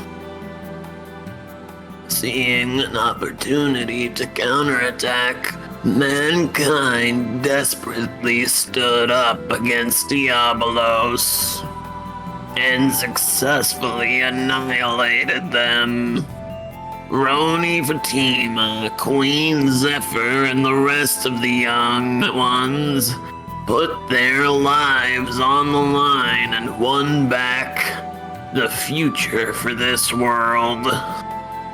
Thank you, Slug Woman from Monsters Inc. It was honestly pretty solid. Uh-huh. Or Solaris used a gate like ours to separate itself from the surface. And then they erased all the memory of their existence from the surface dwellers. Due to this, the surface dwellers are still not aware they've been secretly dominated by Solaris all along.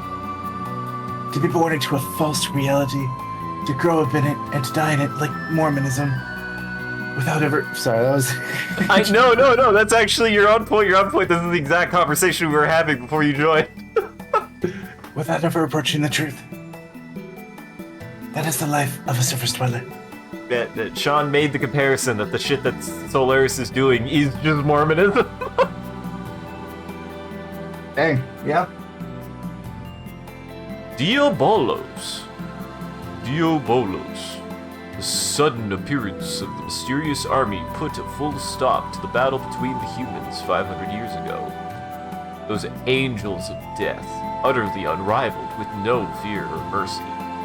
Their only intention was to eradicate all life on this planet. Even Solaris' proudest Gears battalions were mere flies to them. Nothing stopped them as they indiscriminately slaughtered and trampled upon countless lives. At that time, people were certain that the end of the world was approaching. That was just the first time. Dominated by the feelings of constant fear and hopelessness, it was a dreadful life. And then the Fire Nation attacked? Oh no, wait, did we read this guy? Yeah. Okay, we did. Our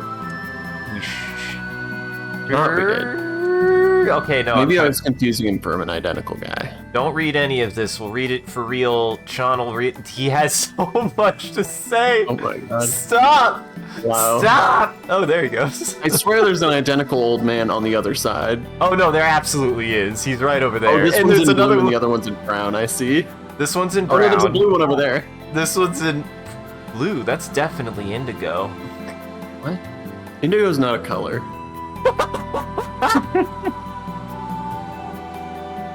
It's purple blue, Sean. The Great War that unfolded between Solaris and Shavat 500 years ago.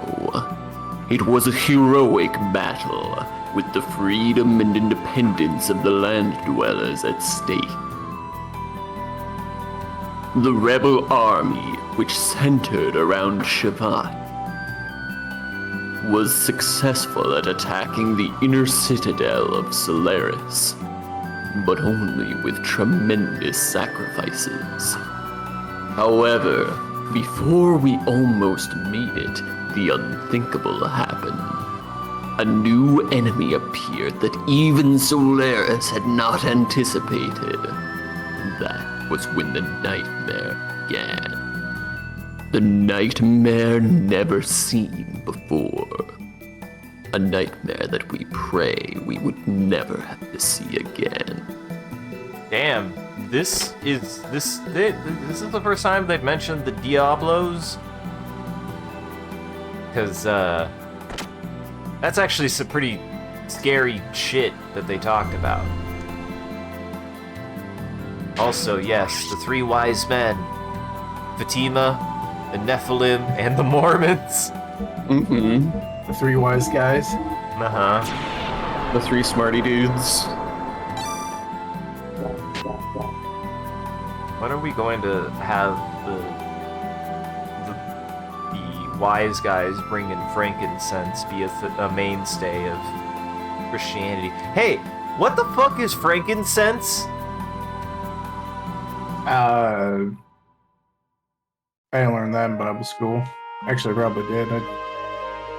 I just know it's one of the things they brought to baby Jesus. I don't know what it is. What's it for? What's it do? Does it just smell? Is it just smell? Pretty I much. think it's just smell, yeah. It's a scent. I can't see. The problem is being born in the year of 1993. The word Franken added with sense is not a pleasant smell because I can't imagine that Frankenstein is a pleasant smelling individual. Well, But what about Al Franken? Wait, which one? What about Al Franken? I don't know who that is. What about Ben Franken? I don't think he smelled good. No, Listen, Benjamin Franklin. I don't think anybody. Benjamin Franken, yeah. He probably smelled like frankincense. Maybe it's just the smell of Franks? Like anyone just- named Frank? Just Frank's Red Hot. Oh, I thought you meant Frank's is in the French. They definitely smell bad. The I wanted to Franks. say, fun fact, did you know the Holy Bible, much like Japanese shonen genre staple series Naruto, has a greatly renowned first half well known to be more gritty and having a decent focus on the world and how characters interact with it? Oh, absolutely. Listen, there's always a bunch of joke memes, especially among us, about how the first half of the Bible is fucking bonkers. This widely well-acclaimed first half is then followed by a time skip in a second half that divided previous fans due to a much bigger focus on individual characters and their story arcs. The climax is in a world-ending scenario brought upon, in part, through the unique power of the main character, culminating in said main character technically defeating the root of all evil with the power of love and kindness. I mean, how much anime and Japanese culture is still pretty heavily inspired by Christianity, but seemingly I mean, to not be Japan Christian? treats Christianity the way that the US treats Catholicism. Yeah. Yeah. That's fair. As a funny, cool aesthetic. Yes, exactly. Yeah. Oh, this was me. Have you decided? Guess we did. We had to sleep it off. All right. What was that shaking all about? That's not normal. It was a decision. That was you, Jackson. Is that enemy? Your Majesty, something dreadful has happened! What's the meaning of this? Dreadful, yes, that's it. That is, we have an intruder in the dock area. The gate generator has been destroyed. What? There couldn't have been a spy. What's the damage report? We'll talk about the penis-shaped floor. It's self-conscious about it. Yes, subsystems are destroyed. Gate generation has dropped 70% from normal. We're devoting everything to firefighting and repairs. It will still take some time. What of the intruder? Yes, we believe it's just a lone gambler soldier, maybe like a spy. It seems the individual has escaped to the number 17 hangar. Number 17 hangar bay. Typson. Number 17, my robot named 17. Maria, wait.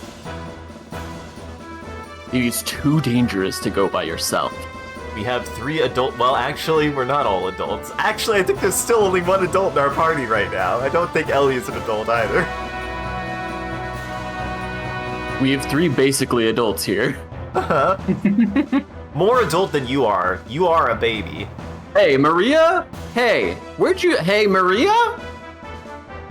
Where'd you learn that it was a spy? But we can't just let the spy be. You were very quick and suspicious about Doc 17 and having to get there quickly. Is it to maybe meet up with the spy? And everybody was really looking to you as the savior. Your If anyone were Majesty- to betray this place, you would be the most catastrophic one to do it. The most catastrophic one to do it, and least likely to be expected, or seen for that matter, on behalf of the fact that you are maybe only 4 feet tall. Yeah, I've checked the senior yearbook. You were voted least likely to be the spy. Middle school senior, that is. Yeah.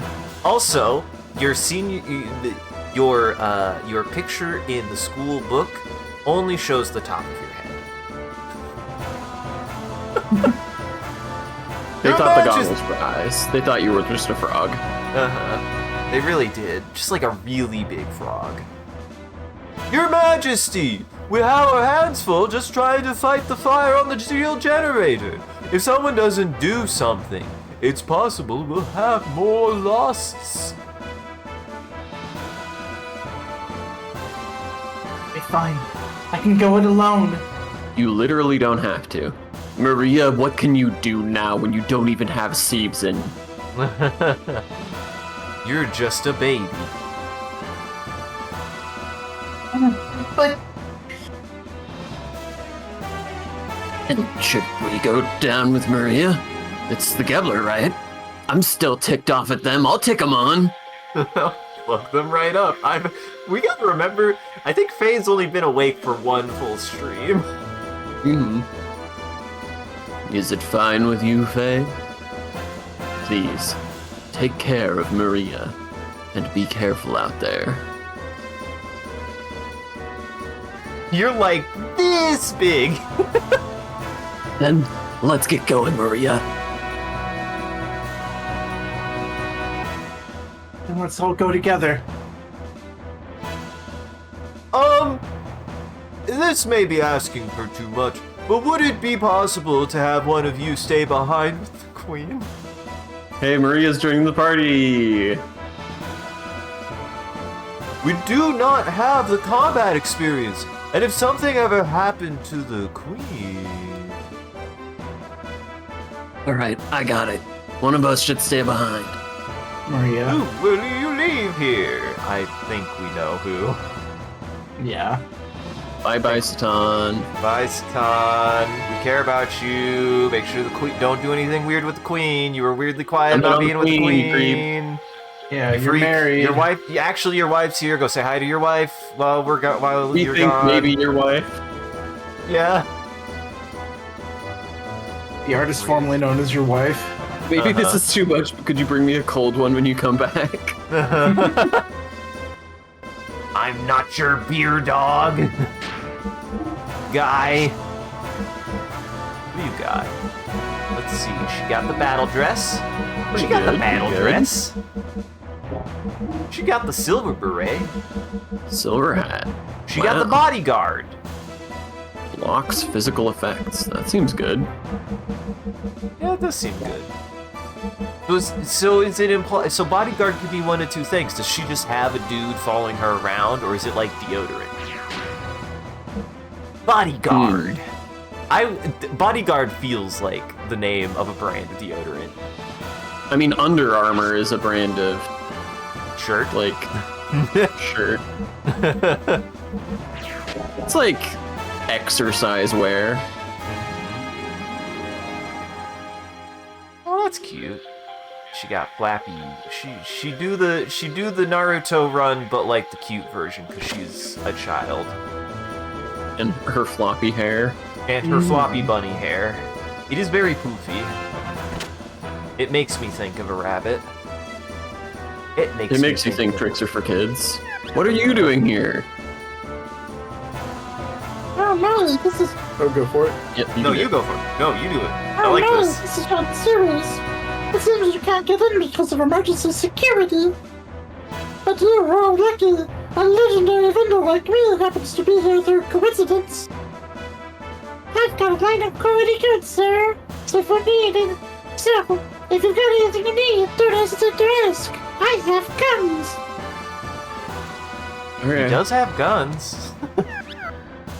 Alright, what then shall it be? Wow. Oh, tense. Are you like broke right now? I think so. Oh shit, Simon has so much health.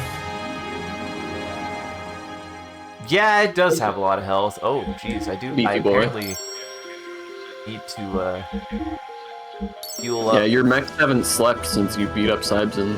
Uh-huh. Which really wasn't even that bad. Yep, I am fucking toast. Whoa. I have... Yeah, I mean, I remembered that you spent all of your money last time we had an opportunity, and we really haven't had any, like, dungeon or anything since then. Yeah. I mean, good on the game to be like, just in case you need it. If anything, that was the most important thing, was fueling up my mechs. Yeah. Thank you very much. If there's anything you need, please come by again. Okay. I'm reminded of a scene from Final Fantasy X, the best video game, where you're like in a crisis fight for your entire community's life situation, and Rin, the Albed shop owner, is like, I'll sell you items if you need them. And somebody's like, hey, if we lose, you die too, you know. And Rin's like, I have full confidence in your abilities. I have full confidence in your abilities to be able to fleece you. Go down. Go down. Going down.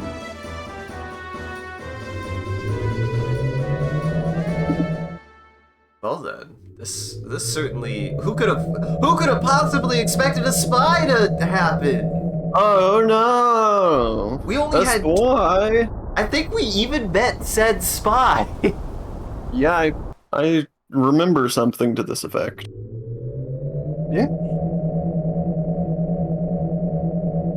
Thoroughly And convinced before that it turns out to be Wiseman or something. Uh-huh. It's no use. The defensive shutter is closed. Isn't there another way to go down the hangar? We may be able to go down if we use the emergency shaft, but it's not normally used. If this isn't an emergency, I literally don't know what is. I don't care. We can waste time here. I thought that was your ad lib. You're right. They won't wait for us. See, the entrance to the shaft is just above here. Oh, so we just have to go up a little bit. Oh, there it is. This is it. We can go down by entering the shaft from here. Now, do you have guardrails in the shaft, or does this just go straight down into Yeah, it's the nothing? one Just place, the one singular place we do. Mm-hmm. Fine, then let's go. Is this one of the shoots from Castle in the Sky? That scene stressed me out. When the kid falls into one of the, like, launch tubes. Holy shit. Oh yeah. It nearly falls out of the fucking castle. That shit freaked me out when I was a kid. Or not even a kid. I think it was like maybe. Yeah, I guess I was like in middle school when I saw that on Cartoon Network. And once again, new enemies. How do they? They have had some reskins, but every area has had bespoke enemies. Yeah, and I'm interested. Do y'all think this is pronounced tears or tears? They kind of look like teardrops a little bit. I don't know. I just gotta look at Maria. Yeah? She looks like she's from another game. A little bit. What's going on with your eyes there, buddy? A lot of it. Her stance is pretty weird too. Yeah. It's I think not a her very good. animation for sure. Like- It's not a very good sprite.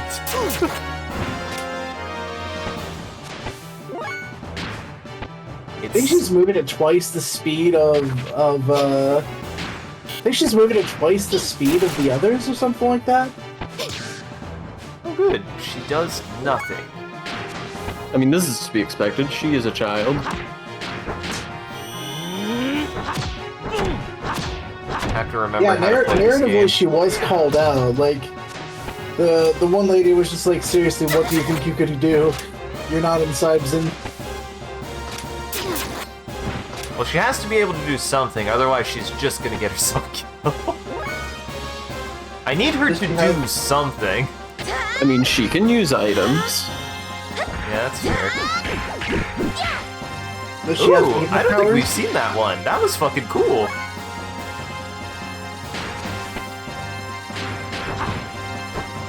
Have we? Have you guys seen that attack? I haven't seen that Oh, attack. yeah. That one's yeah.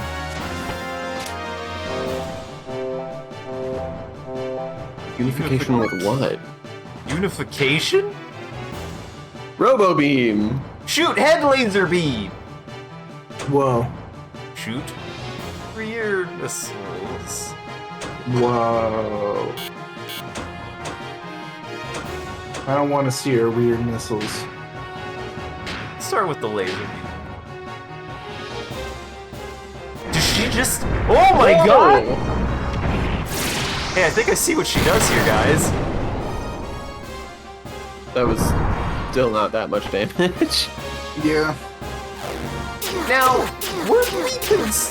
What? Okay, she's dead. Oh no, Goodness. that poor child. I think I should guard it.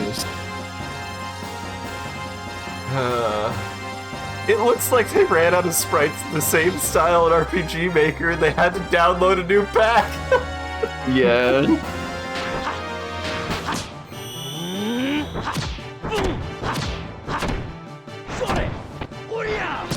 I mean, I respect that they're trying to make her very different, like look very different because she's a child. Yeah. Trying to make Doesn't her look very distinct. good. Yeah. Guy attack. Attack! Yeah. Time to find out. I should have looked at what her deal was. I thought about it and then I forgot. In fact, I just need to look at all of these. Oh. Oh, right! Faye has been asleep for forever, so I should... Yeah. Yeah, he doesn't have very many combos. Sky attack, triangle, square, X. She literally doesn't have combos. She's a child. She literally. She hasn't had time to learn from Marshall. Yeah. She hasn't had time to arts, so. Her defense is really good. Ignore the fact that she died. Mm-hmm. Oh, it's not really good. It's just the only thing that's not terrible. Yeah. But she has a robot. She can cast Bring Robot and defend and items, I guess. Yeah. Which is interesting. Well, honestly, kudos to this game for being willing to just force dead weight into your party for narrative reasons. That's neat. I'm into it. actually a literal child, and you have to like deal with it. You have to deal with bringing a child. Bring your kid to work day. And the work is murder. Now, I need you to do as we do. You need to learn a combo. You need to be able to punch something. Give him the old 1-2, alright? Uh-huh. Wasn't she super worried about her robot, like, losing it? And it just came into this tiny little labyrinth? Yeah, and it's very stomped on weird that she something? can just summon her robot. Yeah. I gotta admit. I mean, it's clearly what they're going for with her, but it is a little bit, there's a little bit of dissonance. Oh! I didn't know Shit. we had Digimon in here. Oh, they Oh, were talking shit. about the petrification! Oh, that's shit. Yeah. awful. Oh, that's terrifying. Holy shit. It's so that- cool looking though. Yeah, that is metal as fuck. Might actually need to use the robots on these ones. Yeah, these guys seem to be resistant to, These guys seem to be... Oh, never mind. Bring the child to the hangar. Do not kiss the child and or get shot. Neither Not of talking those to are allowed. anybody in particular. What? Ooh. Oh, he broke out.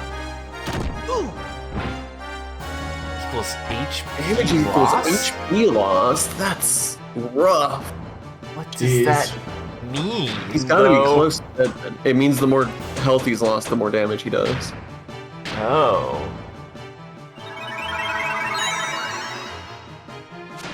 Yeah, I did not. Forbidden. Okay, so this should be, yeah, they've done like no damage. Okay, yeah.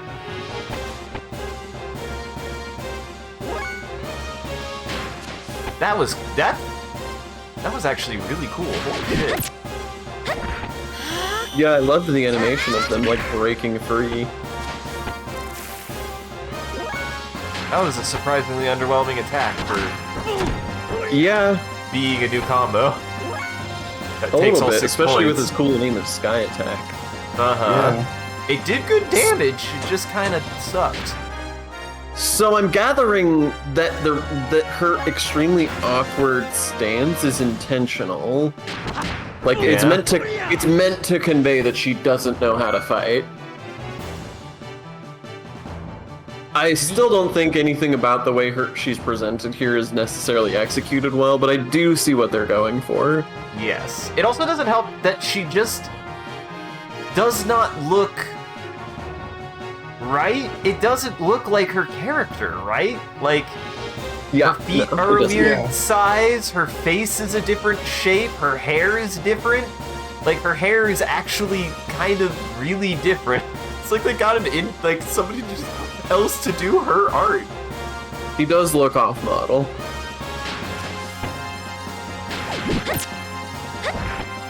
Yeah, it's the first time you really notice it, because like Bart and Satan and all of them, like their sprites look really similar. Okay. Oh, smokes. Woo! Jeez. It is weird to me seeing that Sky Attack again. Like, it's weird that it just doesn't have a keyframe. Uh-huh. She just kind of spins around and then is done. That's not overkill. It's literally not. It is. They're dead. It literally is. Uh-huh.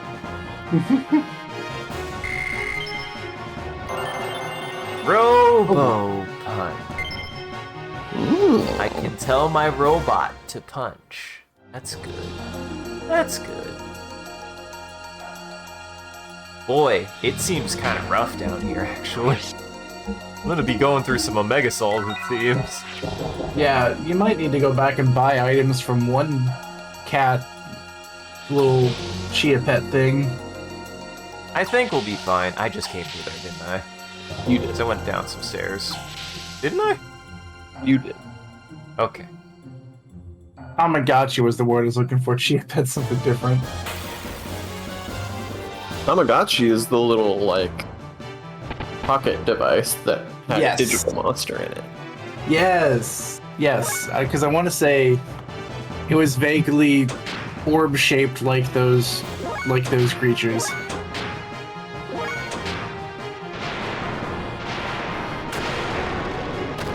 Oh, he busted out right away this time. Bad news, bud. You literally had the first move. Oh, and the second move. Oh, Yeah, man. no, I noticed their thing. I literally defended until they busted out, and now I think I fight them. I see. And I think actually it's based on like how much damage they've taken, so Yeah. for once I actually have to split damage between units. It can't just focus on one guy or else they'll just nuke somebody. That's actually kind of cool. I don't know if I fully agree with your strategy, but it's valid. I mean, it's more strategy than most JRPGs make me think about stuff like this. Yeah.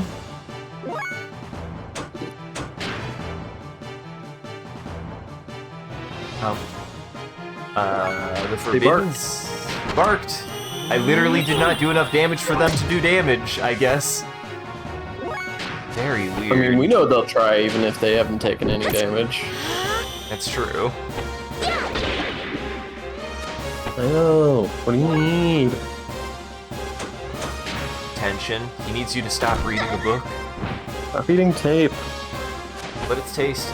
Well, there goes Ellie.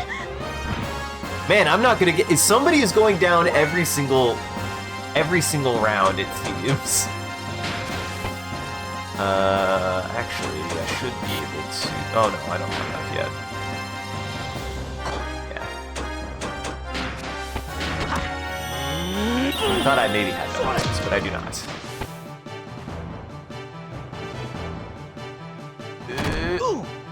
Ow. That's bad. Uh-oh. Guys, this area is starting to get a little scared. I'm actually worried now. I'm actually genuinely worried now.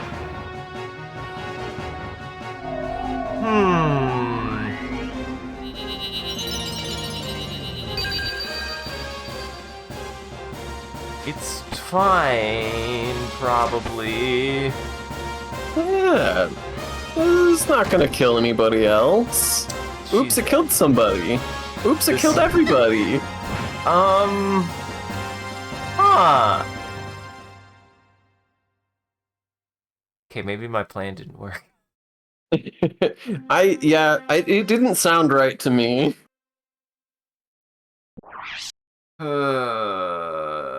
Listen, I was just like, oh, I'll mitigate the damage that they could do, and then they just did a lot of damage. So here's anyways. what I would say, because I do think this is cool, and I do think it's supposed to make you think about the strategy of the game, but what you've done is think about the strategy of JRPGs in general and not this specific game. I think you're supposed to just do your lightest attacks and build up combo meter without doing much damage, and then just nuke them all in one turn. That makes sense. You're right. Yeah. That Yeah. would make more sense. Which is like one of 2 times in this whole game that they've made us actually engage with that mechanic. Right. We have to do it once in a while. Also, be back again. Once every 20 or 30 hours. Uh-huh.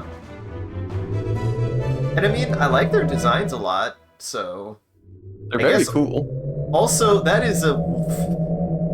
I could see where they, where they lost all their prisoners, because They mentioned they had prisoners that were also monsters. That was a neat bit of environmental storytelling. I like that. That's something that this game has done pretty well with its creature and monster design, is they haven't actually been that random. They've been pretty appropriate, actually, for the setting, I feel like. There's nothing that's felt, like, out there, yeah.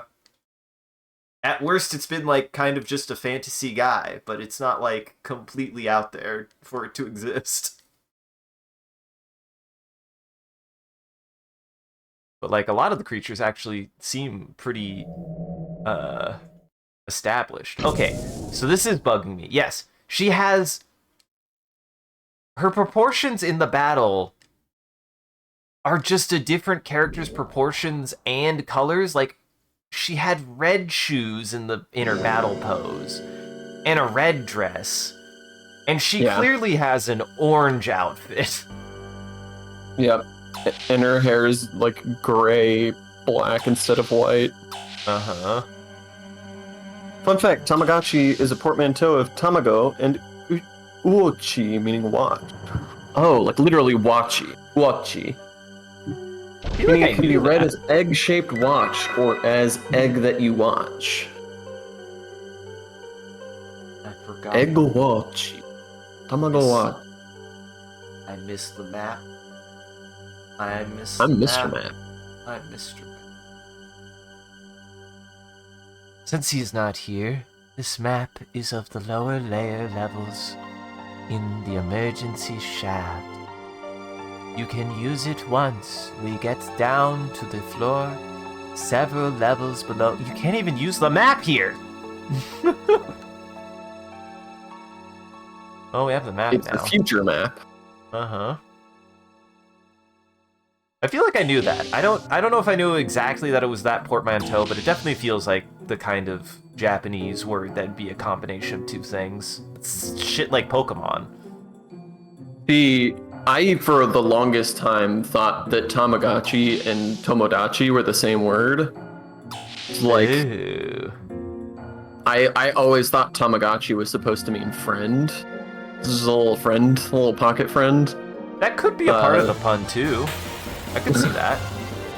Just because it sounds like friend, yeah. Maybe. Yeah. Oh, it tells you how much health they have. So I didn't even see that before. Okay, so I think I understand. So yeah. So I have to do at least 495.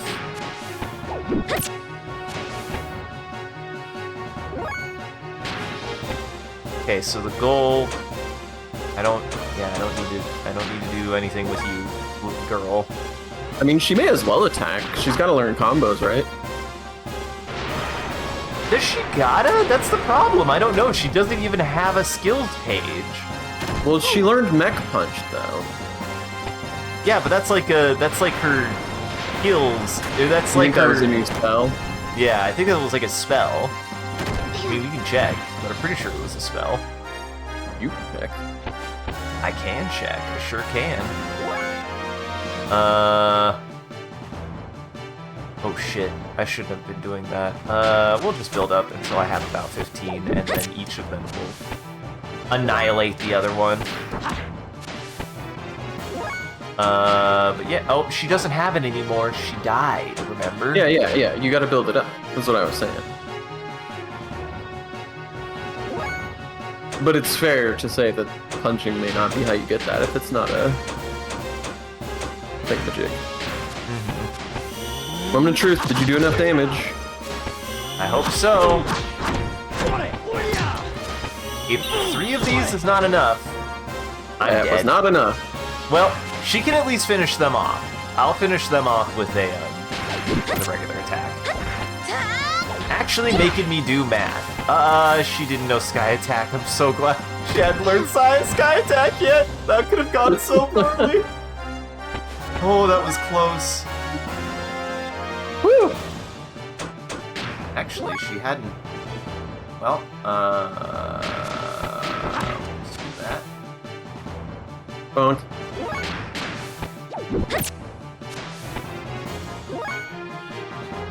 Okay. Wait. No, I should be safe side. Yeah, he did 25 damage now. I don't think defending helps against these guys. Yeah, but it takes my turn. If I don't want to do anything that else. is true. It might as well be the skip. Okay. Man, you sure are taking your sweet time, Ellie. I really need you to finish this guy off. There we go. You better have enough. Ooh. Double shock. Yeah, if this don't kill, I'm gonna be surprised.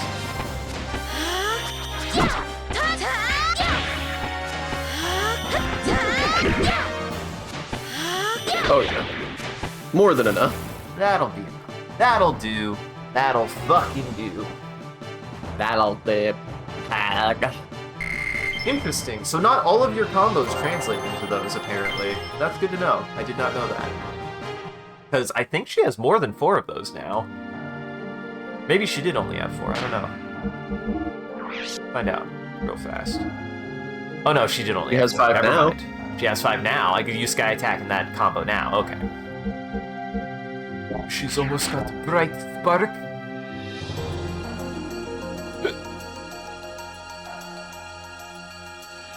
Wow, yeah, that works so much better where you don't make the enemy so strong that they instant kill you. That's... It helps. Oh, good. Oh, good, there aren't any guardrails! Where you freaking crazy people don't have handrails? Well, how else are you supposed to throw these guys off the cliff? How do we keep... These guys are gonna suck. How do we keep finding them? John, how do we keep finding the fucking Iron Maidens? Miyazaki's a hack! I like that they're like pendulums. Okay, not good physical damage. Gimmick. Whoa! They're literally called Gimmick, they better not have one. I bet they do. They even have people So far, pop their out gimmick of is that them! they shoot blades at you. Sean, they even have people pop out of them though. They're definitely the goddamn Iron Maidens from... What was it? Was the Virgin Stealers? What were they called? Jackson isn't here. He knows their name. I don't remember. They were like the Virgin Stealers or something. I don't remember what they were called. I just was fucking ill when I found out that that's what their name was.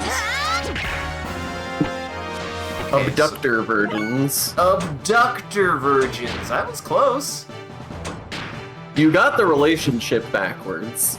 They are not abducting virgins. They are the virgins and they abduct you. No! 1 damage! Boy, this gimmick. I don't think I understand it.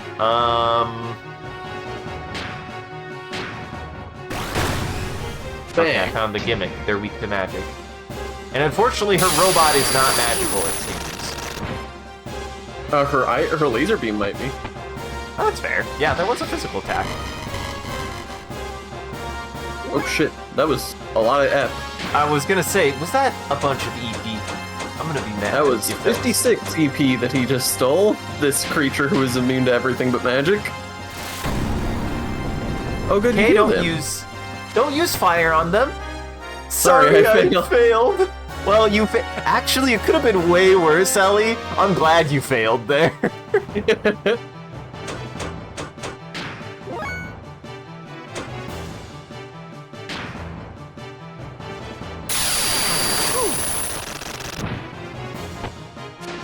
Three? I guess I did defend it. For some reason, I thought I defended as her, and I was like, why did she get 2 attacks in a row? Well, that does enough. That's a problem. You stole all your EP. They did steal all my EP, you're right. Let's see. I think we're just gonna do one of these for now, and hopefully he doesn't steal it all again. I'm gonna smell the roses. Total damage 0. Yeah, that was weird.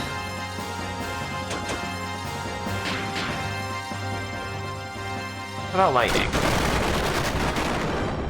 Yay! They succeeded. They sure are a gimmick. I'm is Faye the only one who can damage these guys? It feels like Faye might be the only one the who can question damage is, what these damage guys. type is guiding shot? Right. I don't think I know. Head laser beam. Try it.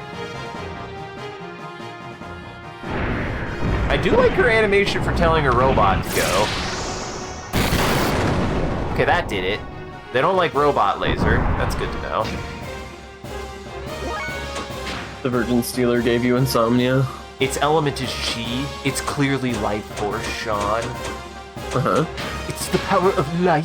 Hey, we didn't have did we ever have that conversation about me being like, why the fuck is healing magic, was it evocation magic? And then we went on the pipeline of evocation's magic description is it's magic, which is a bad description of evocation magic.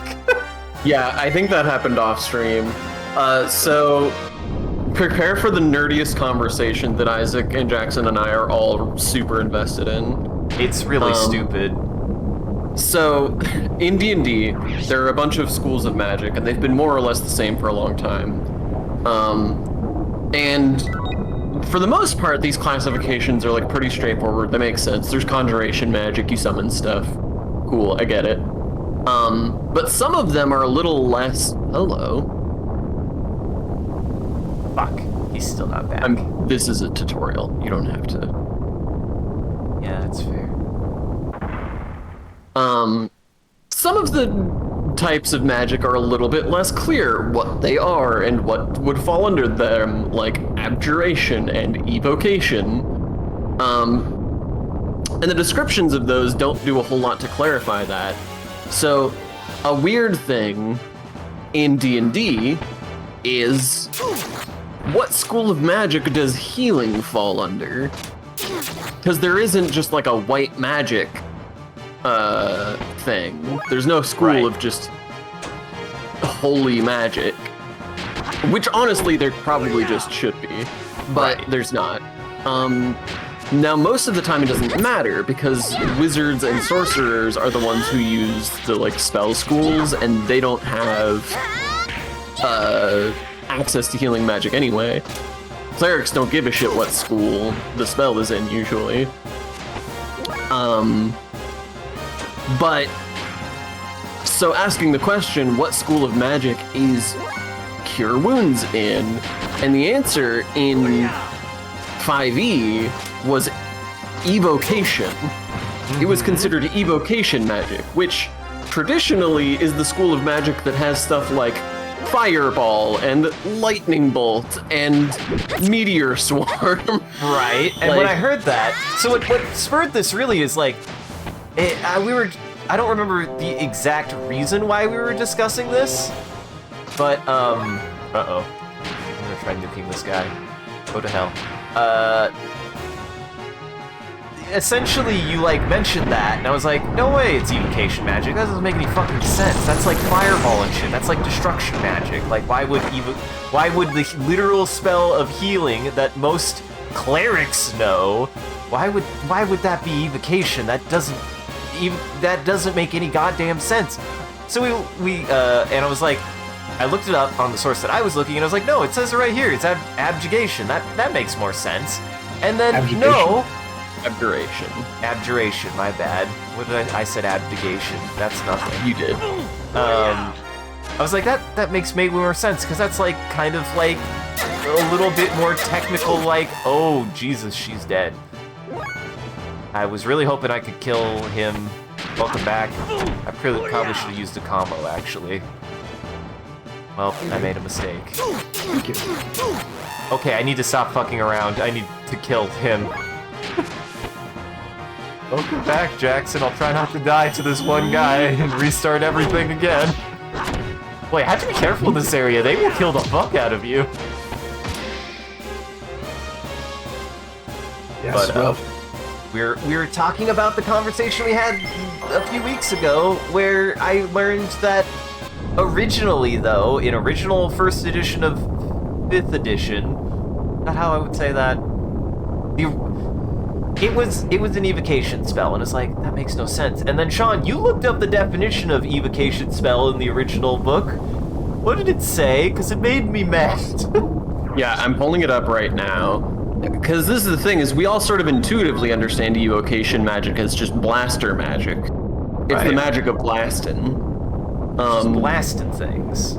But here's the description that it has in the actual official manual. Let me...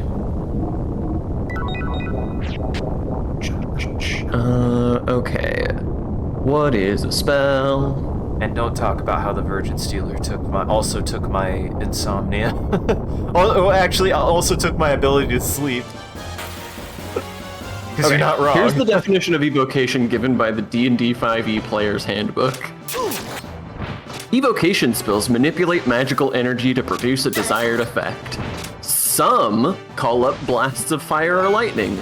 Others channel positive energy to heal wounds. What? That's so much magic. That's such just a bad... pile of random stuff. Yes. That is one sentence that says evocation magic is magic. One sentence that says one group of things that might be evocation. Another sentence that says there's another group of things that might also be evocation magic. And both of them leave the option open that there could be yet other unrelated things that are also evocation magic. Yep. Evocation magic is just the magic school of magic. Yep. And this is further reinforced in D&D Next, the new D&D edition, where the description of evocation magic is just channels energy to create effects that are often destructive. Often, but not always, apparently. Yep. And if they're not destructive, then the only other descriptor we have to go on is that they are effects. Yep. And baby, that describes all magic. That's why that's maybe the worst taxonomic description of anything I've ever heard. God. It's truly demented. What is the point in schools of magic if your schools of magic do not describe anything? It truly is just, we didn't know what to do with this anymore. Yeah. Abjuration was pretty similarly badly described in the 5e one.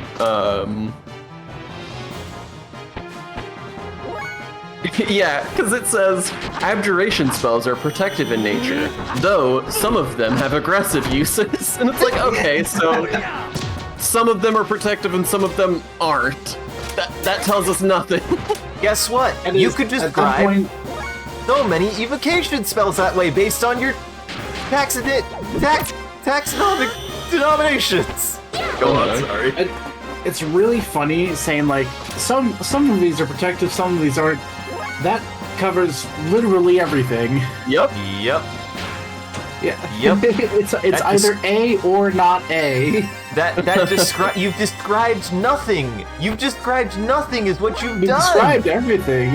Yeah. To give them some credit, in D&D Next, they have improved the definition of abjuration. It says prevents or reverses harmful effects. Okay, that's great. That's perfect. And now, healing is put under there instead of under evocation, and that also makes sense. And evocation is just left to be the junk drawer of magic schools. Yeah. Uh-huh. Which unfortunately makes sense when you've got other schools that are really well defined, like conjuration and enchantment, and even transmutation is a very fascinating school that has a pretty definitive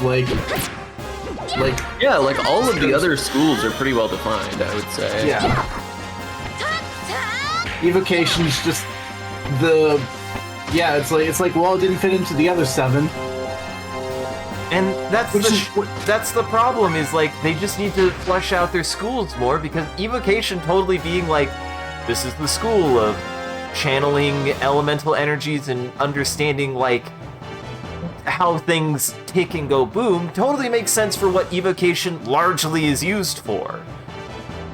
But no, it's just all other magic. There was, and I think they've actually axed this one, but there used to be a 9th school of magic in 3.5. It was the Universal School. What is the Universal School? That sounds even more problematic now that I just said it out loud. I believe it was the junk drawer of magic. If I remember, there were. Let me make sure I'm not making stuff up.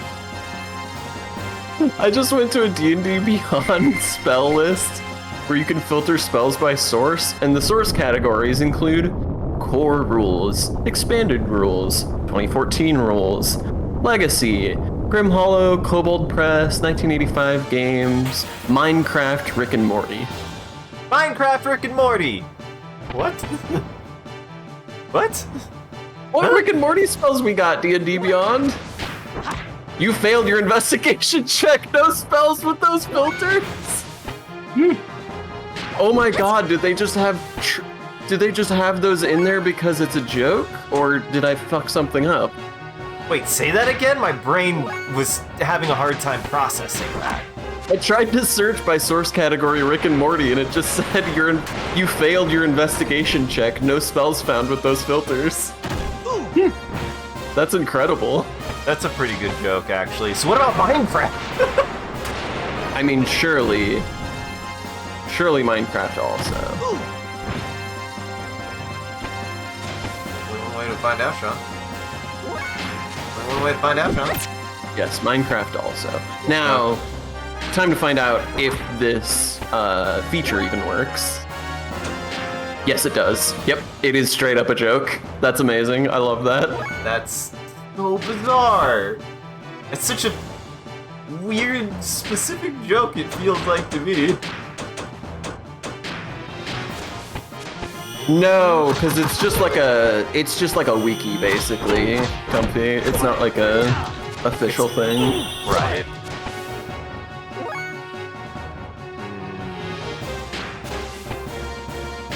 Easy enough.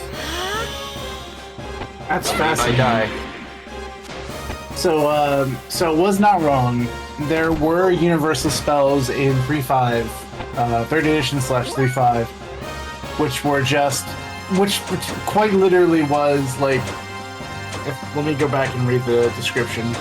Universal spells were not associated with any schools. They were sometimes collectively called the School of Universal Magic. Only a small number of spells fit this description, including Permanency, Prestidigitation, and Wish. They could be learned by all wizards no matter their specialization. Prestidigitation? Yeah, apparently that was universal back in third edition era. Yeah, examples of the full list of universal spells, there's only 8 of them in the entire 3rd edition spell list, which is Wish, Prestidigitation, Teleport, Remove Curse, Dispel Magic, Comprehend Language, fascinatingly, Knock, and Identify. That's like all the like weird utility stuff, but it still doesn't make. They don't make that much sense. They kind of make sense together. I mean, the idea of the universal school is just that it's the stuff that doesn't belong in any school, which I like better than just lumping them in evocation. That's fair. But still, I feel like that like has some kind of like there's some bones to the, because I could see a similarity between like a schooling similarity between Knock and Prestidigitation, that they would have like some kind of derivative or some kind of like common ancestry to be like, these are like magics at least. Actually, these are related enough. magics. I mean, I think of universal magic as being like, these are the magics that you learn. These are your gen ed magics, is how I think of it. Yeah. Like Wish. Also, but no, I gotcha. Ultimately, if you become a spellcaster that powerful, they all learn Wish. Yeah, it's true. Why shouldn't I? Why shouldn't you Why when you're at that shouldn't point? Yeah. Though hilarious enough, this list was actually, there are, not all of them were actually universal spells, so let me correct my statement. Out of this list it gave me, I'm only seeing Wish and Prestidigitation and It's not good. Because abjuration used to be about energy yeah, stuff, and knock would fall under that, I feel. yeah, I think it is. Yes, yeah, that's correct. Yeah. Which makes me Yeah. wonder what knock is under now. Is that evocation now? I can get back to that. Let me go back to what is knock under in third edition. This is fascinating. So it actually has first through fifth. In first edition, it was alteration. Second, it was under several. Okay, I guess second edition I was. was gonna say fascinating. an alteration school of magic. Why does that not exist anymore? That totally makes sense. Well, I guess that'd be like transmutation. Yeah, transmutation. Yeah, it's basically transmutation. Third edition, it wasn't a transmutation. Fourth edition, it was under exploration. And Whoa. fifth edition, it was under. Hey, I've never looked at the transmutation fourth edition spell schools. They sound wild. Uh-huh. Maybe fourth edition actually rips, guys. I mean, I don't know if exploration as a school of magic is something I'm into. It's weird. I appreciate that it's weird, but it sounds like they have classified skills by their meta utility function, and that I hate. It perfectly falls within the ideology of 4th edition, and I hate treating magic that way. Like, that sucks. Yeah. Anyway, so is Nox still transmutation in 5th and Yeah. new edition? Yep. Yeah, still transmutation. Makes sense. Yep, that makes sense.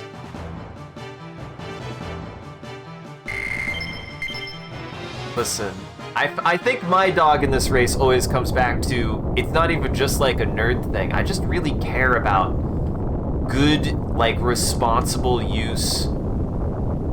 Yeah, I'm sure there's things I could explore. I could get probably like a treasure chest, but I don't want to stay in this area. It's killing me. I'm doing better, but it is killing me. Oh, You can use the map you found earlier on this floor. we found a map, by the way, Jackson, that I had missed the first time. Gotcha. Don't worry Sorry, about that.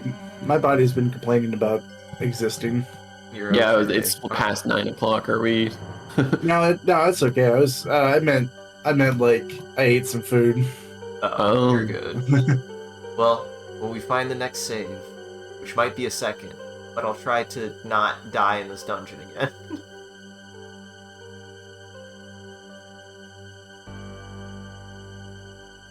It's still you. It's still you. His body might be complaining again, Sean. No, I'm good with that. You're good. It's always good to have a map to look at when you lose your weight, right? I mean, I guess it is. Oh. I guess that's all she had to say. I guess it's good to have a map.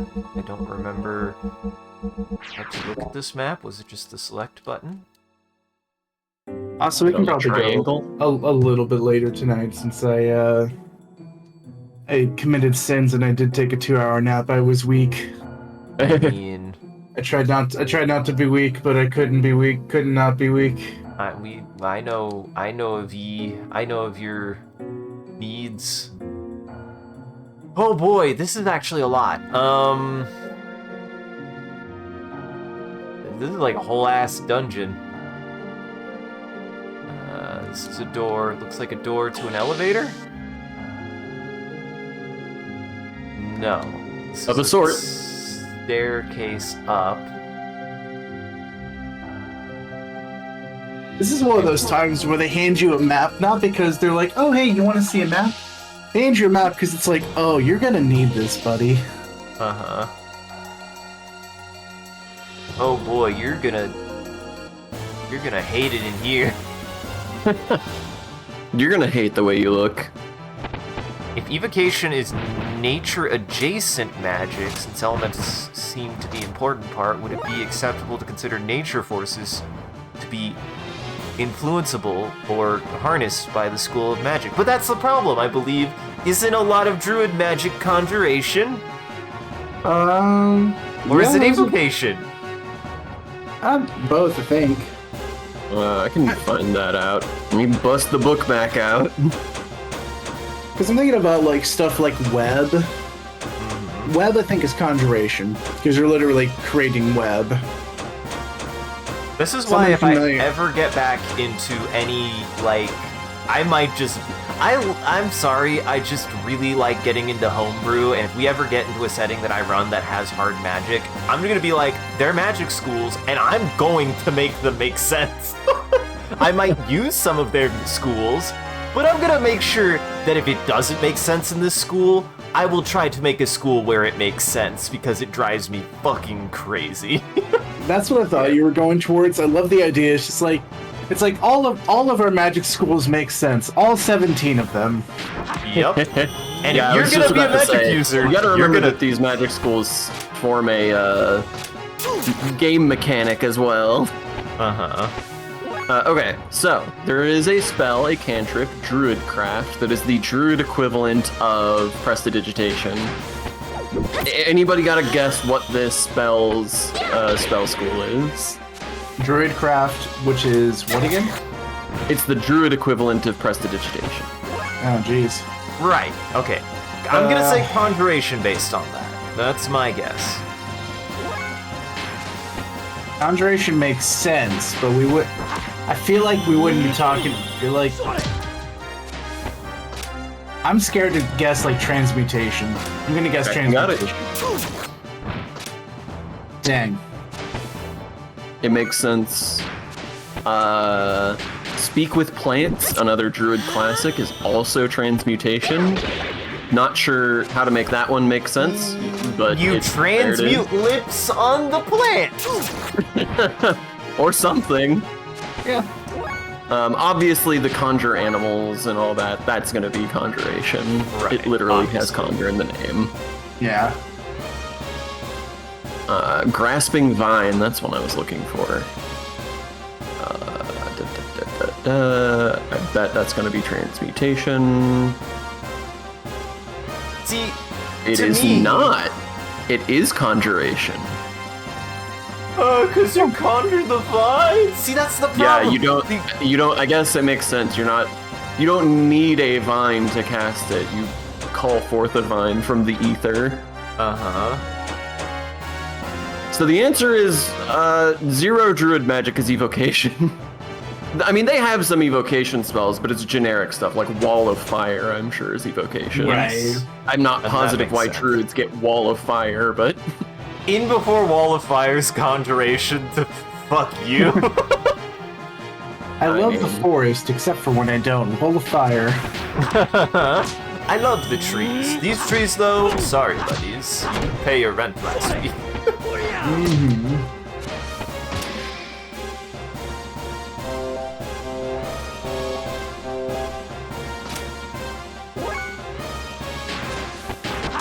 Man, I just...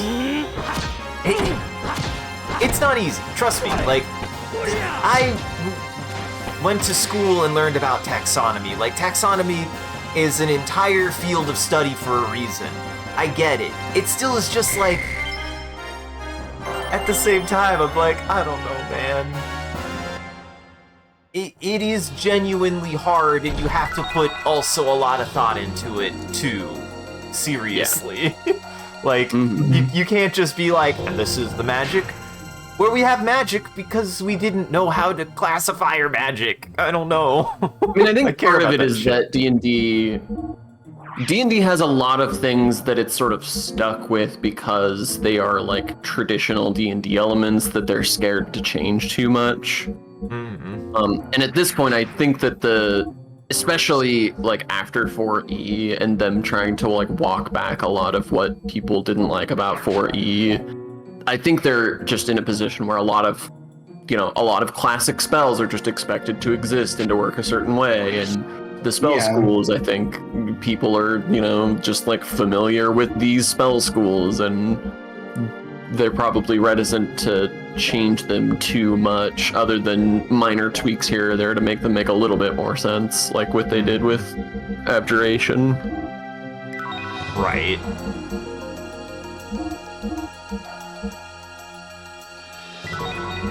Sorry, I had those, and I was like, who should I spend these on?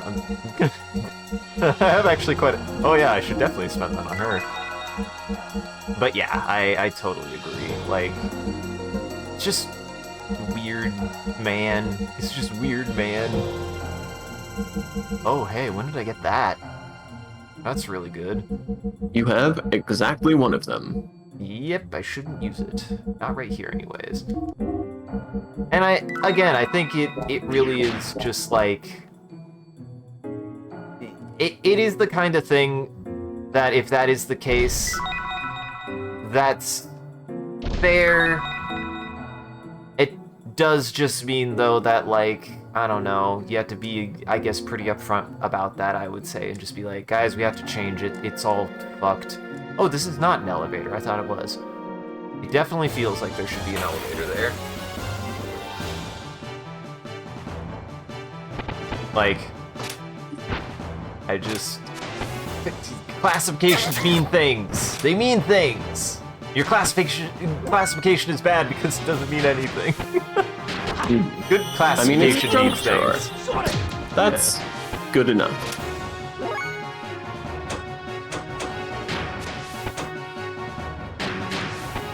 You're okay with the jump door. By what company is reading off their 100% legitimate copy of the player's handbook? They understand the schools we've spoken of as transmutation. You take something that exists and change it. Conjuration, you pop something into existence. Evocation, you harness magic to control elemental energy. But it's not all in elemental energy is the thing. That's the thing, is that everyone's intuitive understanding of evocation magic is that it's about elemental energy. But practically speaking, that's not... They had cure wounds in there. Yeah, like there are things that the problem is not what we understand it. It is their actual written description and actual things that are in the. There are things in the school that defy that classification, which is bad classification. I think there's a term for that. I can't think of it off the top of my head. I don't think the term I'm looking for is polynomial. I think a polynomial just means you have multiple names for one thing, which is not the right term. That's not the right kind of, like, you did it bad, son, distinction in a classification system. It also means that you have a lot of people and nothing to eat. Polynomial.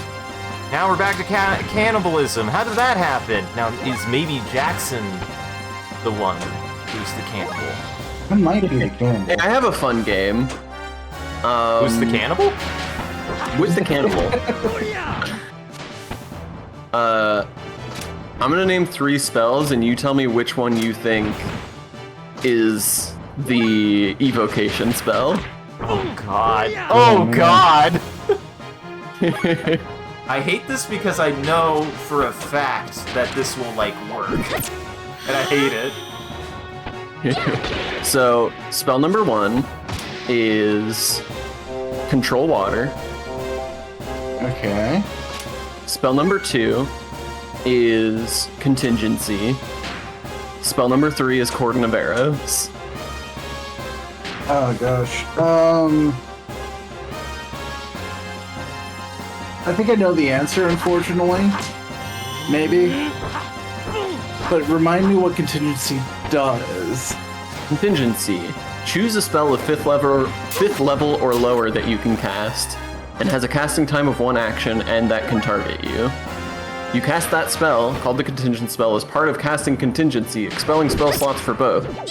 But the contingent spell doesn't come into effect. Instead, it takes effect when a certain circumstance occurs.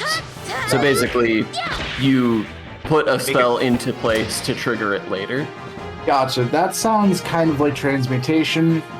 So I think it's actually Cordon of Arrows is the evocation. What was the... You said contingency, Cordon of Arrows, and water. Control Water. Yeah, Control Water also feels like transmutation, maybe? Yeah, I think it might be Cordon of Arrows, but that feels like Conjuration. Cordon of Arrows, you plant 4 pieces of non-magical ammunition, arrows or crossbow bolts, in the ground within range and lay magic upon them to protect an area. Until the spell ends, whenever a creature other than you comes within 30 feet of the ammo for the first time, blah blah blah, one piece of ammunition flies up to strike it. See, that also sounds like abjuration. How is that not abjuration? Yeah. So, Cordon of Arrows is a transmutation spell. All right, I can kind of see, because you're transforming the thing into You're not really. No, you're not. You're not You're transforming animating it. anything. You're animating it, exactly. Contingency is the evocation spell there. It could be, I could see it being abjuration. I could see it being transmutation by Jackson's definition. These definitions of schools suck. They actually suck. When you can use multiple schools to describe the same spell, and then the spell isn't any of those schools, your schools are bad.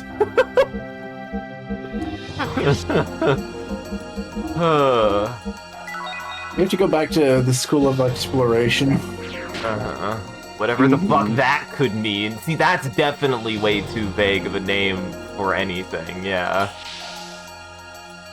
Oh my god. The School of Exploration, the School of Stay at Home.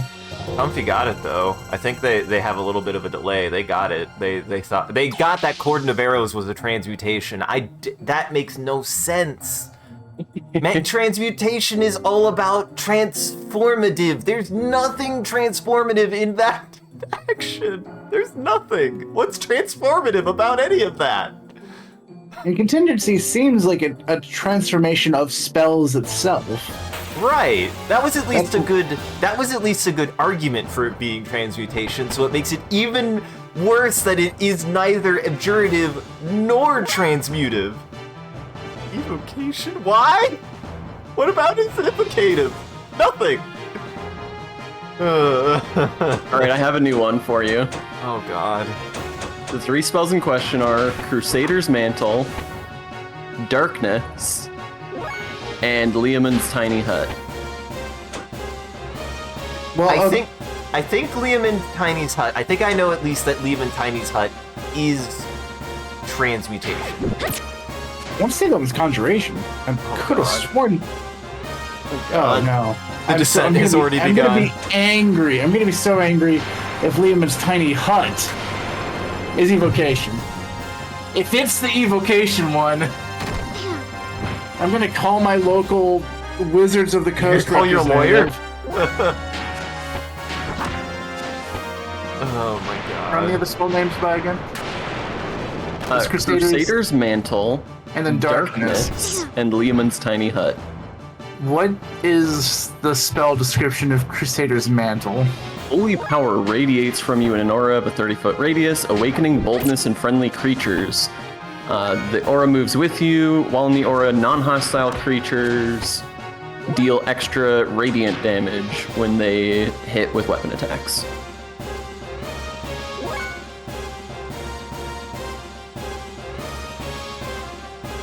That one, sorry, what was the name of that one? Crusader's Mantle, Darkness, and Leomund's Tiny Hut. Leomund's Tiny Hut has to be Conjuration. Darkness is Evocation, I'm gonna say. And Crusader's Mantle is... I want to take a guess at what it is, and I'm gonna say it's not Evocation. I'm going to say that one is... Oh gosh, it's like something. It's like a mixture of like abjuration because it's like doing defensive stuff, but it's also like conjuring. I'm gonna say it's 2 conjuration and an evocation, with darkness being the evocation. I'm gonna shoot for the moon and say they're all evocation. Holy shit, Isaac got. I am angry that Leomund's Tiny Hut is evocation. In no universe should that be. I want to make a clip of this, but I feel like if it caught on, people would just be like, no, this is the reason why they're all evocation. It would just make me madder as somebody who went to school for paleontology and studying animals, where taxonomy matters a lot. I mean, truly, it's everything is made up and the points don't matter. So I think part of the reason that this is so stupid is because Leomund's tiny hut is not at all what you think it is based on the spell name. Let me read the description, the first part of the description of Leomund's tiny hut. A 10-foot radius immobile dome of force springs into existence around you and above you and remains stationary for the duration. It's not a tiny hut in any sense. It is a dome of force. Yeah. Leomund's apocalypse shelter. Uh-huh. Or shelter, yeah. It's like an energy shield. Oh. Well, that's just trying to make it creative and giving it a bad name. Oh, man. That hurts me. That all hurts me. Sean, you hurt me today. Yeah, you delivered psychic damage for sure. Oh yeah, and that's evocation damage, definitely. Uh-huh. When that could be it! You wanna know what could be an entire school of magic? Psychic magic! I mean, I wonder if they would classify psychic attacks as enchantments. I think most of them would be, or illusion. Most psychic attacks are either enchantment or illusion. That is true. I haven't been giving illusion a lot of credit. Like their illusion magic is a thing, and I forgot about it.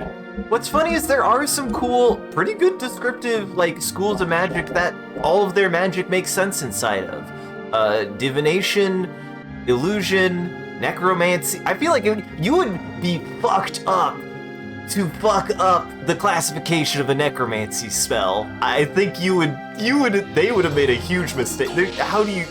I don't see a world actually where think the you necromancy could. school has some unexpected things in it. I mean, famously, Spare the Dying is necromancy, even though everyone just thinks of it as CPR. Yeah. But Spare the Dying is straight up necromancy, though. But I always like that that's like a little bit of like a way to twist, because also the common thing to think is, necromancy is evil magic, because it's all about dealing with the dead. It's like, actually, I do like the idea of... it. I just think that it's definitely... There are some unusual interpretations of what necromancy is. Like blindness, deafness is considered a necromancy spell. Yeah. And it's like, yeah, I guess and you're darkness rotting isn't. their ears and eyes. Yep. And darkness isn't, guys. That's not necromancy. And darkness is not. Darkness is evocation.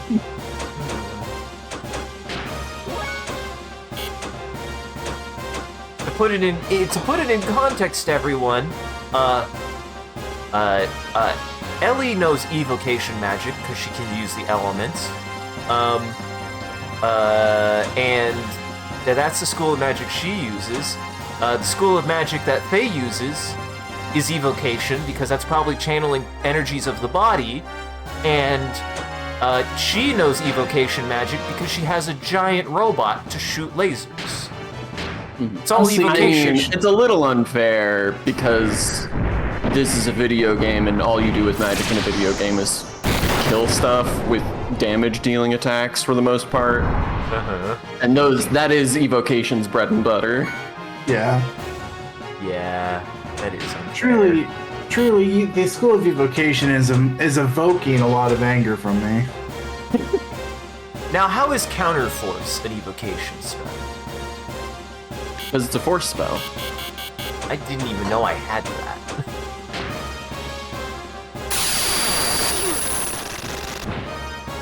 I didn't even know that was a thing I could do. Yeah, darkness creates an area of darkness, comfy. It's not it's not a necromancy. We're just a yoke.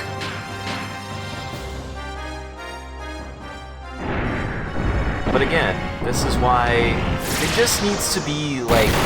Because I could even see at least the line of logic behind things like Spare the Dying. Like, yeah. Sure, yeah. And the logic ends there for the School of Evocation. And as somebody who ran an Evocation Wizard and enjoyed it, I didn't realize I was using all the spells that made sense for Evocation to be an Evocation, and that I could have really made myself mad because I didn't read enough of the spells and just picked the ones that were all element-based.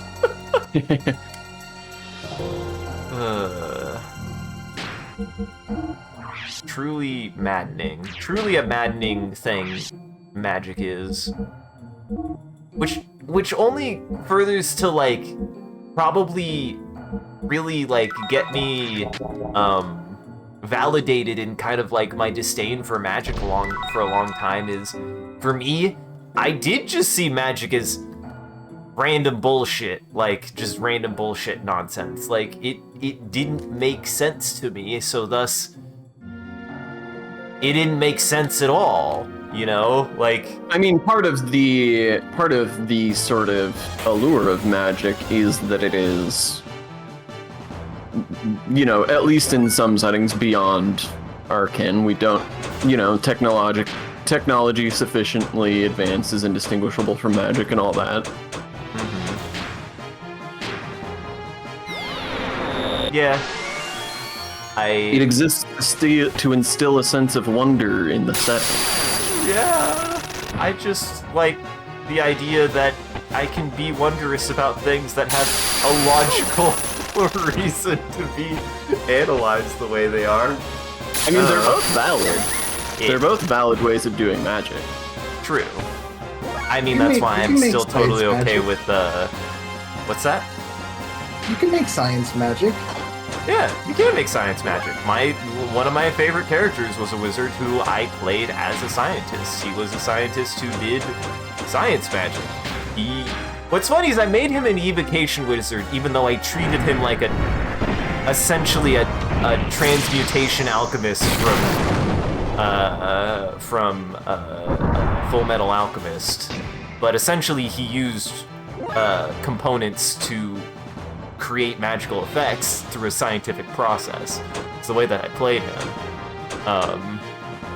And, like, I love shit like that. I love, like, being able to be like, magic has, like, a logical, formative location that it can be derived from, and there can be, like, magic for the sake of magic. Charisma magic exists and whatnot that, you know, you just have that body power to generate magic. Like, I totally accept that. It's just now, if you do want to be on the science side of it, it's really frustrating if you try to dig into the concept of schools of magic as schools. They're nonsense sometimes. Also, Comfy, I'm glad that we could infect your brain with our nonsense. Yeah. Always, of course. This is what we're here for. This is what I'm here for. It does make me ever want to now try to make sense of different schools of wizards that, like, study their school. I just think I have to now be constantly aware that those schools are unreliable and I have to define them myself because they're too vague. I mean, there's also lots of other games that handle magic in interesting ways, too, that, like, would be worth exploring if you really wanted to play a game where we, like, go hard on magic. That's true. Yeah. Name some. I would run curious. Mage the Ascension. Jackson and I have talked about it. What's it called? Yeah. Mage the Ascension. It is a... Would you classify it as a spin-off of Vampire the Masquerade? Yeah, it is a sister game to Vampire the Masquerade. Yeah, it's same universe. So the concept, which I love, is so in Vampire the Masquerade, it says it on the tin, which is like you are vampires or vampire adjacent. You can be like Dompiers as well. Like you can be like your Alucard. Which they do actually have quite a few benefits. They are looked down on Vampire Society, of course, but they can walk around in daylight and they can eat food, so that's cool. There are actually benefits for being them. But then in the same setting, there are mages, and the vampires want to keep the fact that the vampires exist a secret. The mages play by a rule called the paradox, which is for those that are not aware of magical things. So like vampires are aware of magical things, but for normal people that aren't aware of magical things, the bigger the magic they do, the bigger the penalty to the wizard. if a non-magical, if someone who's not aware of magic sees a magical thing happen, or sees a wizard do a magical thing. In other words, if someone witnesses you doing something crazy magical, it's really bad for you. Yeah. Oh. Which I think is a really cool system, and I would love to explore that concept. So it's Yeah. like magic exists, but you have to keep it more secretive. Yeah. It's basically if Harry Potter made sense. Yeah. That's honestly. And was for more adults. Yeah, that's the 5-second explanation that I love. Like Harry Potter, but the wizards actually have to stay in hiding for good reason. Uh-huh. I love that idea though, because I'm all about small magic. Like, I love magic that is more textural and less flashy. Or if it is flashy, it only is so in like small moments. Hey, it's moving. It's gonna kill us now, whatever it is. It sure is. So like, I love the idea of a game where you can do magic, and you can even do really spectacular magic, but you are incentivized to do magic in as like minimal and subtle ways as you can come up with. I think that's a really cool idea. Yeah. Yeah. Yeah, I like that too. And like, if you do big magic, there are consequences for it. Because otherwise, yeah, like 9 times out of 10, in most situations when you play as your wizard in a big conflict or anything, why don't you just use your big spells? Yeah, it's like if that fireball is big enough to blow up a house, if you just threw a fireball to blow up somebody's mansion, you might also blow up, kind of deal. Yeah. If a normie sees it. Which also I have to commend Monster of the Week. I think it has a pretty good utilization of magic as being like an unstable element at that. I like the way that it handles magic, that if you want to do bigger magic, you have to take bigger risk. I really like that about that as well.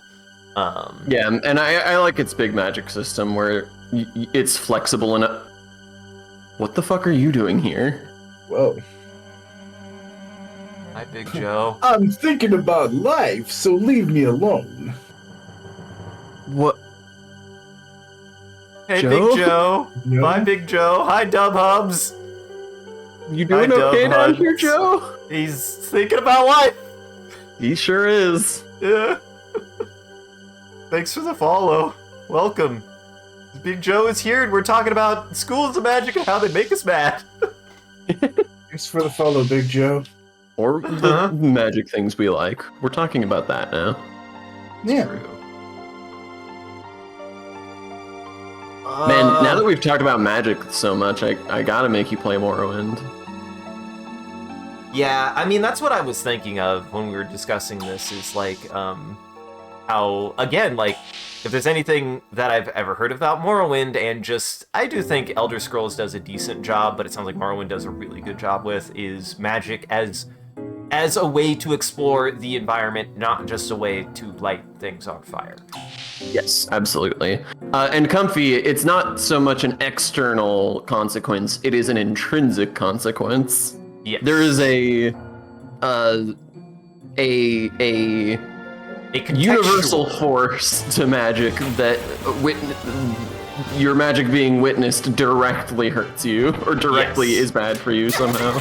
There is a contextual consequence to using magic that makes you have to think about whether or not the magic you are using is going to get you in trouble. Which is neat. I like that. Yeah. It's a neat way to handle that. It's like magic is a big rubber band, and the more you use it, the more you're pulling it out. And when somebody sees you doing it, they trip over it and it snaps back and hits you in the face. Just like real life. You love that. And honestly, I appreciate quite a few things about the vampire universe. So I like that it does play nice with it. I don't know if you could run. So this one I'm not sure about. I'm not sure if you could literally run a vampire character and a mage, like, in the same group. or if you have to pick them. Like, I know they can coexist in the same universe for sure, with no I've never issue. really read either game. There's a third one too, isn't there? Isn't there a werewolf one or something? There is a werewolf one, yeah. Werewolf the... Werewolf know. the doggy park. Werewolf that don't get caught. Yeah, I've always been sort of tangentially aware of Vampire the Masquerade, but it has such a weird, uncomfy reputation that I just never really wanted to touch it. Even though I Yeah. heard that it does do some cool stuff. You But ever don't since want... Jackson explained Mage the Ascension to me, I've kind of been tempted to go read that. Are you saying that Yeah, the yeah. stereotypical standard way to play a vampire is a horny asshole is not appealing to you, Sean? I mean, it can be. It can be, but a whole game whose entire premise is that? I don't know.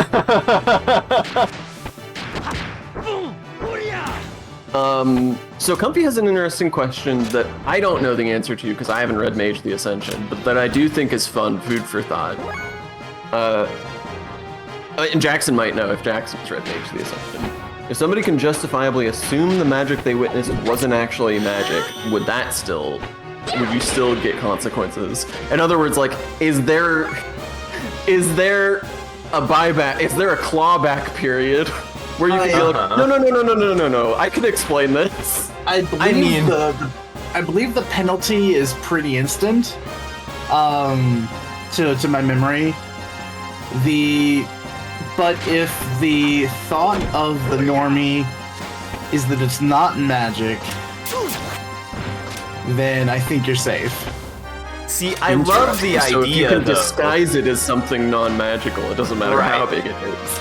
I do That love makes the sense, 'cause idea. it's the idea of like how obnoxious is your magic, right? Like, Yes. Yeah. if you can make it subtle, if you can weave it into the setting in a way that it seems normal, then you're good. Right, I like do- Jesus water into wine. Like, if you go back into the kitchen and you pull out wine, you pour somebody wine, and they're like, "This is delicious. Where'd you get it from?" You're like, "I don't know. It was in the pantry." Like, Yeah. I do Or love even the if you idea. pour it out in front of them and they're like, "Hey, what? This is wine?" And you'd be like, "Yeah, I spiked it." I do love the idea, though, of somebody in that setting who their plan is to try to do that, but rules as written, they can't. So anytime some magical shit happens, they're just like, "No, I can explain this," even though they don't get any advantage to it. Yeah. I like that too, but especially because there are like knock-on effects, right? Like, because if somebody witnesses you doing magic and you can't explain it to them, then they're going to be suspicious of you, so they're going to be looking out for you to do magic again. So even if you can't retroactively remove the bad thing that happened, I think there's still an incentive for you to like cover it up so that they're not on your case about it and not like suspicious of you. yeah, I did actually appreciate the that vampire game I was in because that basically happened. Like, I got, my character was pulled into. I did some fairly big magic as a vampire. I played a manipulator. No surprise, that's one of my 3 categories. It's either like manipulator character, a tank, or something. I don't know. Apparently mine are fighter that I end up really enjoying, rogue that I end up really not enjoying, or I try magic. Those are mine. Yeah. But I got pulled into the police department because they were like, "Hey, we caught you. You were associated with this crime. We think you committed this crime." And actually, no. What it was that I had the manipulation magic to try to like rewrite memories or to try to persuade them. I basically had Gios to be like, "You don't want to investigate me," and they had really high willpower, so they resisted. I think like one of them resisted it, but just never told me. So then they were on my case after that point. So it was That's cool. Yeah, that is cool. Also, Comfy asks, is the magic itself sentient? I think of it more as like an intrinsic trait of magic, like the way that observing a quantum object affects its, affects its nature. I think of the magic as being like that, where it's like observing it. Like I said, it's like tripping over the rubber band. That's a very...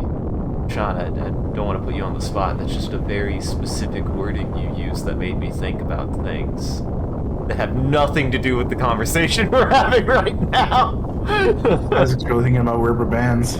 He's making me think about the quantum state of things again, and we've had that on our mind a lot recently, Sean. Oh, that is true.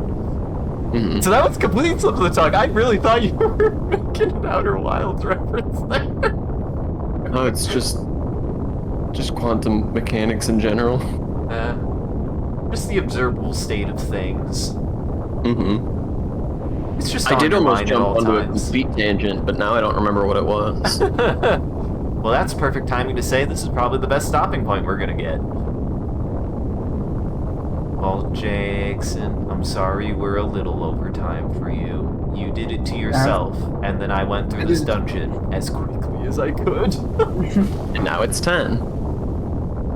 It's all good. We're still like an hour ahead of when we would normally stop. Before we were ready to get like 11. So you got an hour and 20. You've got an hour and change, my boy. That is true. These ones do go quite a while. Doki. And we kind of, by the sort of almost by the nature of the game, we kind of have to, just because it's a long game. I was gonna say, I want also to did finish this year. I did also die once. That's on me. I had to learn a very valuable mechanical way to deal with those guys, and I did it so bad, even though I learned the mechanic the first time we fought them. This is just how I work. I have to do it very wrong at least once before I go, oh, that's what I should have been doing. Even when I intently was engaging with the mechanic.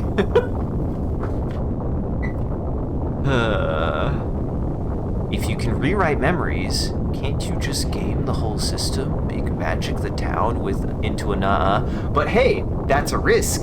I believe if I understand how it works, you still have to risk them not having it work on them. So as soon as you have it not work on you, that's a big problem. Yeah, and so both I believe that's very true. And in the specific case, my character was in the vampire side. And the power I was using, basically spell, but the power I was using was only rewriting, like, it was like kind of like the D&D spell where you only rewrite like 5 minutes or 15 minutes or something like that. So like it's not super. It's like there are still strong. there are functional limits to your power as well, not just yeah. Remember how you have deja vu every now and then? That's probably you talking to a vampire. Yeah.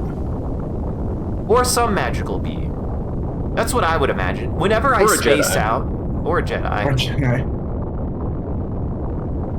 Hey, can we make a tabletop game about vampires and Jedi? Buck, yes. We just had to play the Genesis Star Wars game and figure out whatever a vampire is in that setting, and I absolutely would. God, I would play any of the Genesis Star Wars game in a heartbeat. Yeah. It was really fun. Force and Destiny and Edge of the Empire have both been on my to-play list for like a decade. Don't worry. But I think we should call it here before we get onto any more tangents. We could talk after the session about what we do for the Saturday stuff now. So whether we actually jump ship I don't have the dice for a Genesis game, unfortunately, unless I want to use their rules, which will only make it more confusing. Where you can use regular dice, you just got to assign them to numbers, which is awkward. Oh, we can talk about all of this another time. We're gonna stop talking about this eventually. Jackson needs to go to bed. This is the problem with us. This is why we have fucked up sleep schedules. We keep talking about things. We need to go to bed. Anyways. It's fine. I'll probably be up for another half hour or something just because I should probably get to bed soon. Yeah. You animal frisbee. I do plan on still trying to wake up at 5 a.m. See if I can do that. I wish you luck. Hey, if you go to sleep in 5 minutes, you can get 7 hours of sleep. Yeah. Well, thanks for joining, everybody. We're going to do one more thing before we raid out. Before the end of every stream, we are going to generate an image together. I open up an image generator called Bing Create, and we're all going to make a prompt. If you want to participate in chat, all you got to do is type in chat whatever chat says we'll use as a reference, and then we'll show you the picture before we raid out. If you want to see it. So, to get us started, which we... Evoking a hut.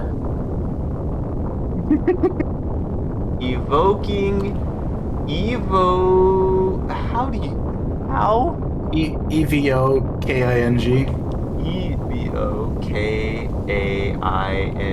Yeah. KING. KING. Evoking. Evoking a hut. Evoking a hut.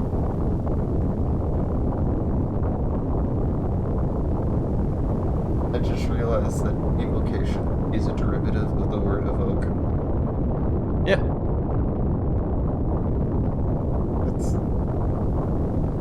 Transmutation comes from the word transmute.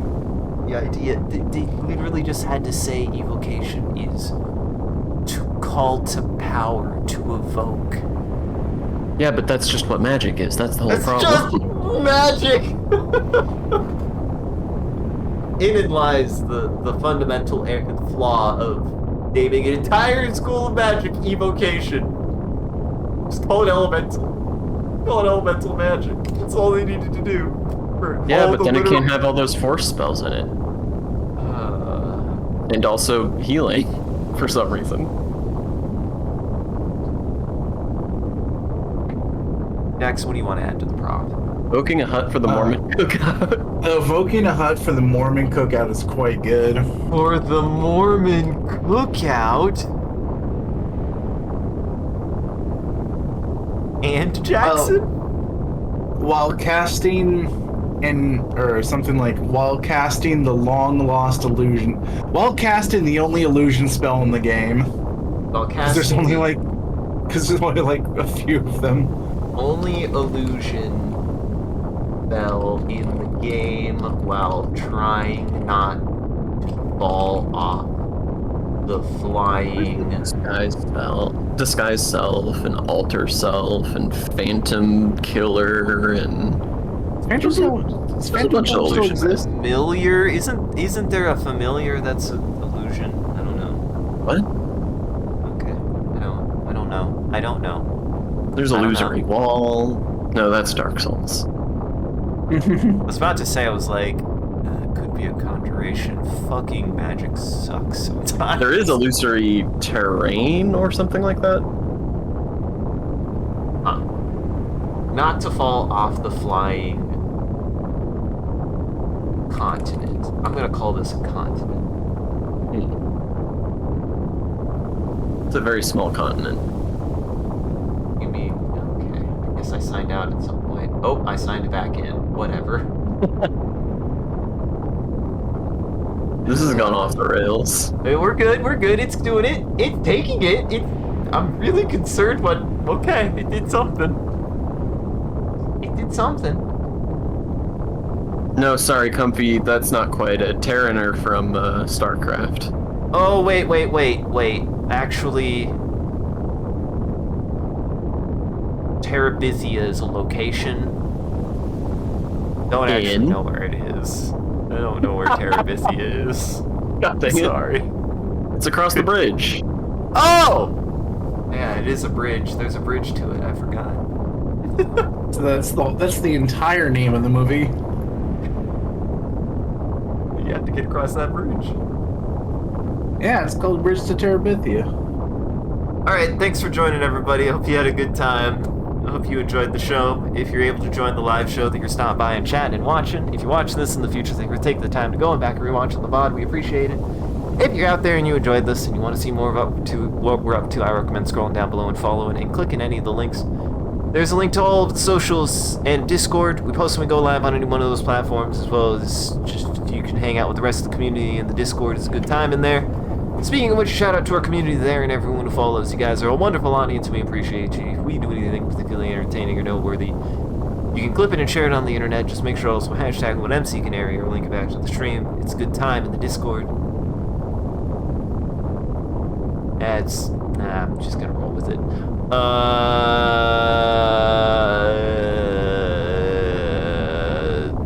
And as always, if you want to see the stream grow, you gotta let people know. I feel like I missed something in there. I don't care. I'm actually getting hungry. I appreciate that people have been talking about the stream, and I encourage you guys to do it more. It does help us out. That's just super rad that you guys are willing to do that, and I'm just glad we're doing things that you guys want to talk about. So go tell people about the stream. Go tell your friends about the stream. I won't. And as always, a huge thank you to Mo Shrimp and all of our supporters on Patreon and Twitch. Your generosity allows us to continue to expand the stream as well as take on more projects. And the stream would not be made possible without viewers like you, so we thank you. If you want to see your name added to this list, as well as a couple of the benefits you can get, you could always subscribe directly on Twitch, or you could check out the Patreon page here, if I could spell it right. I had at Patreon, which is not going to do anything. That'll show you, that link will show you everything that you can get, and any amount is always appreciated. Once again, thank you. And thank you to Amatsu, who did a wonderful job of holding back the robot army and becoming famous. And thank you, Sean and Jackson, for playing through more Xenogears with me. I had a good time.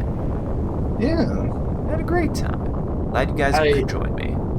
I feel lost in the plot a little bit. Like,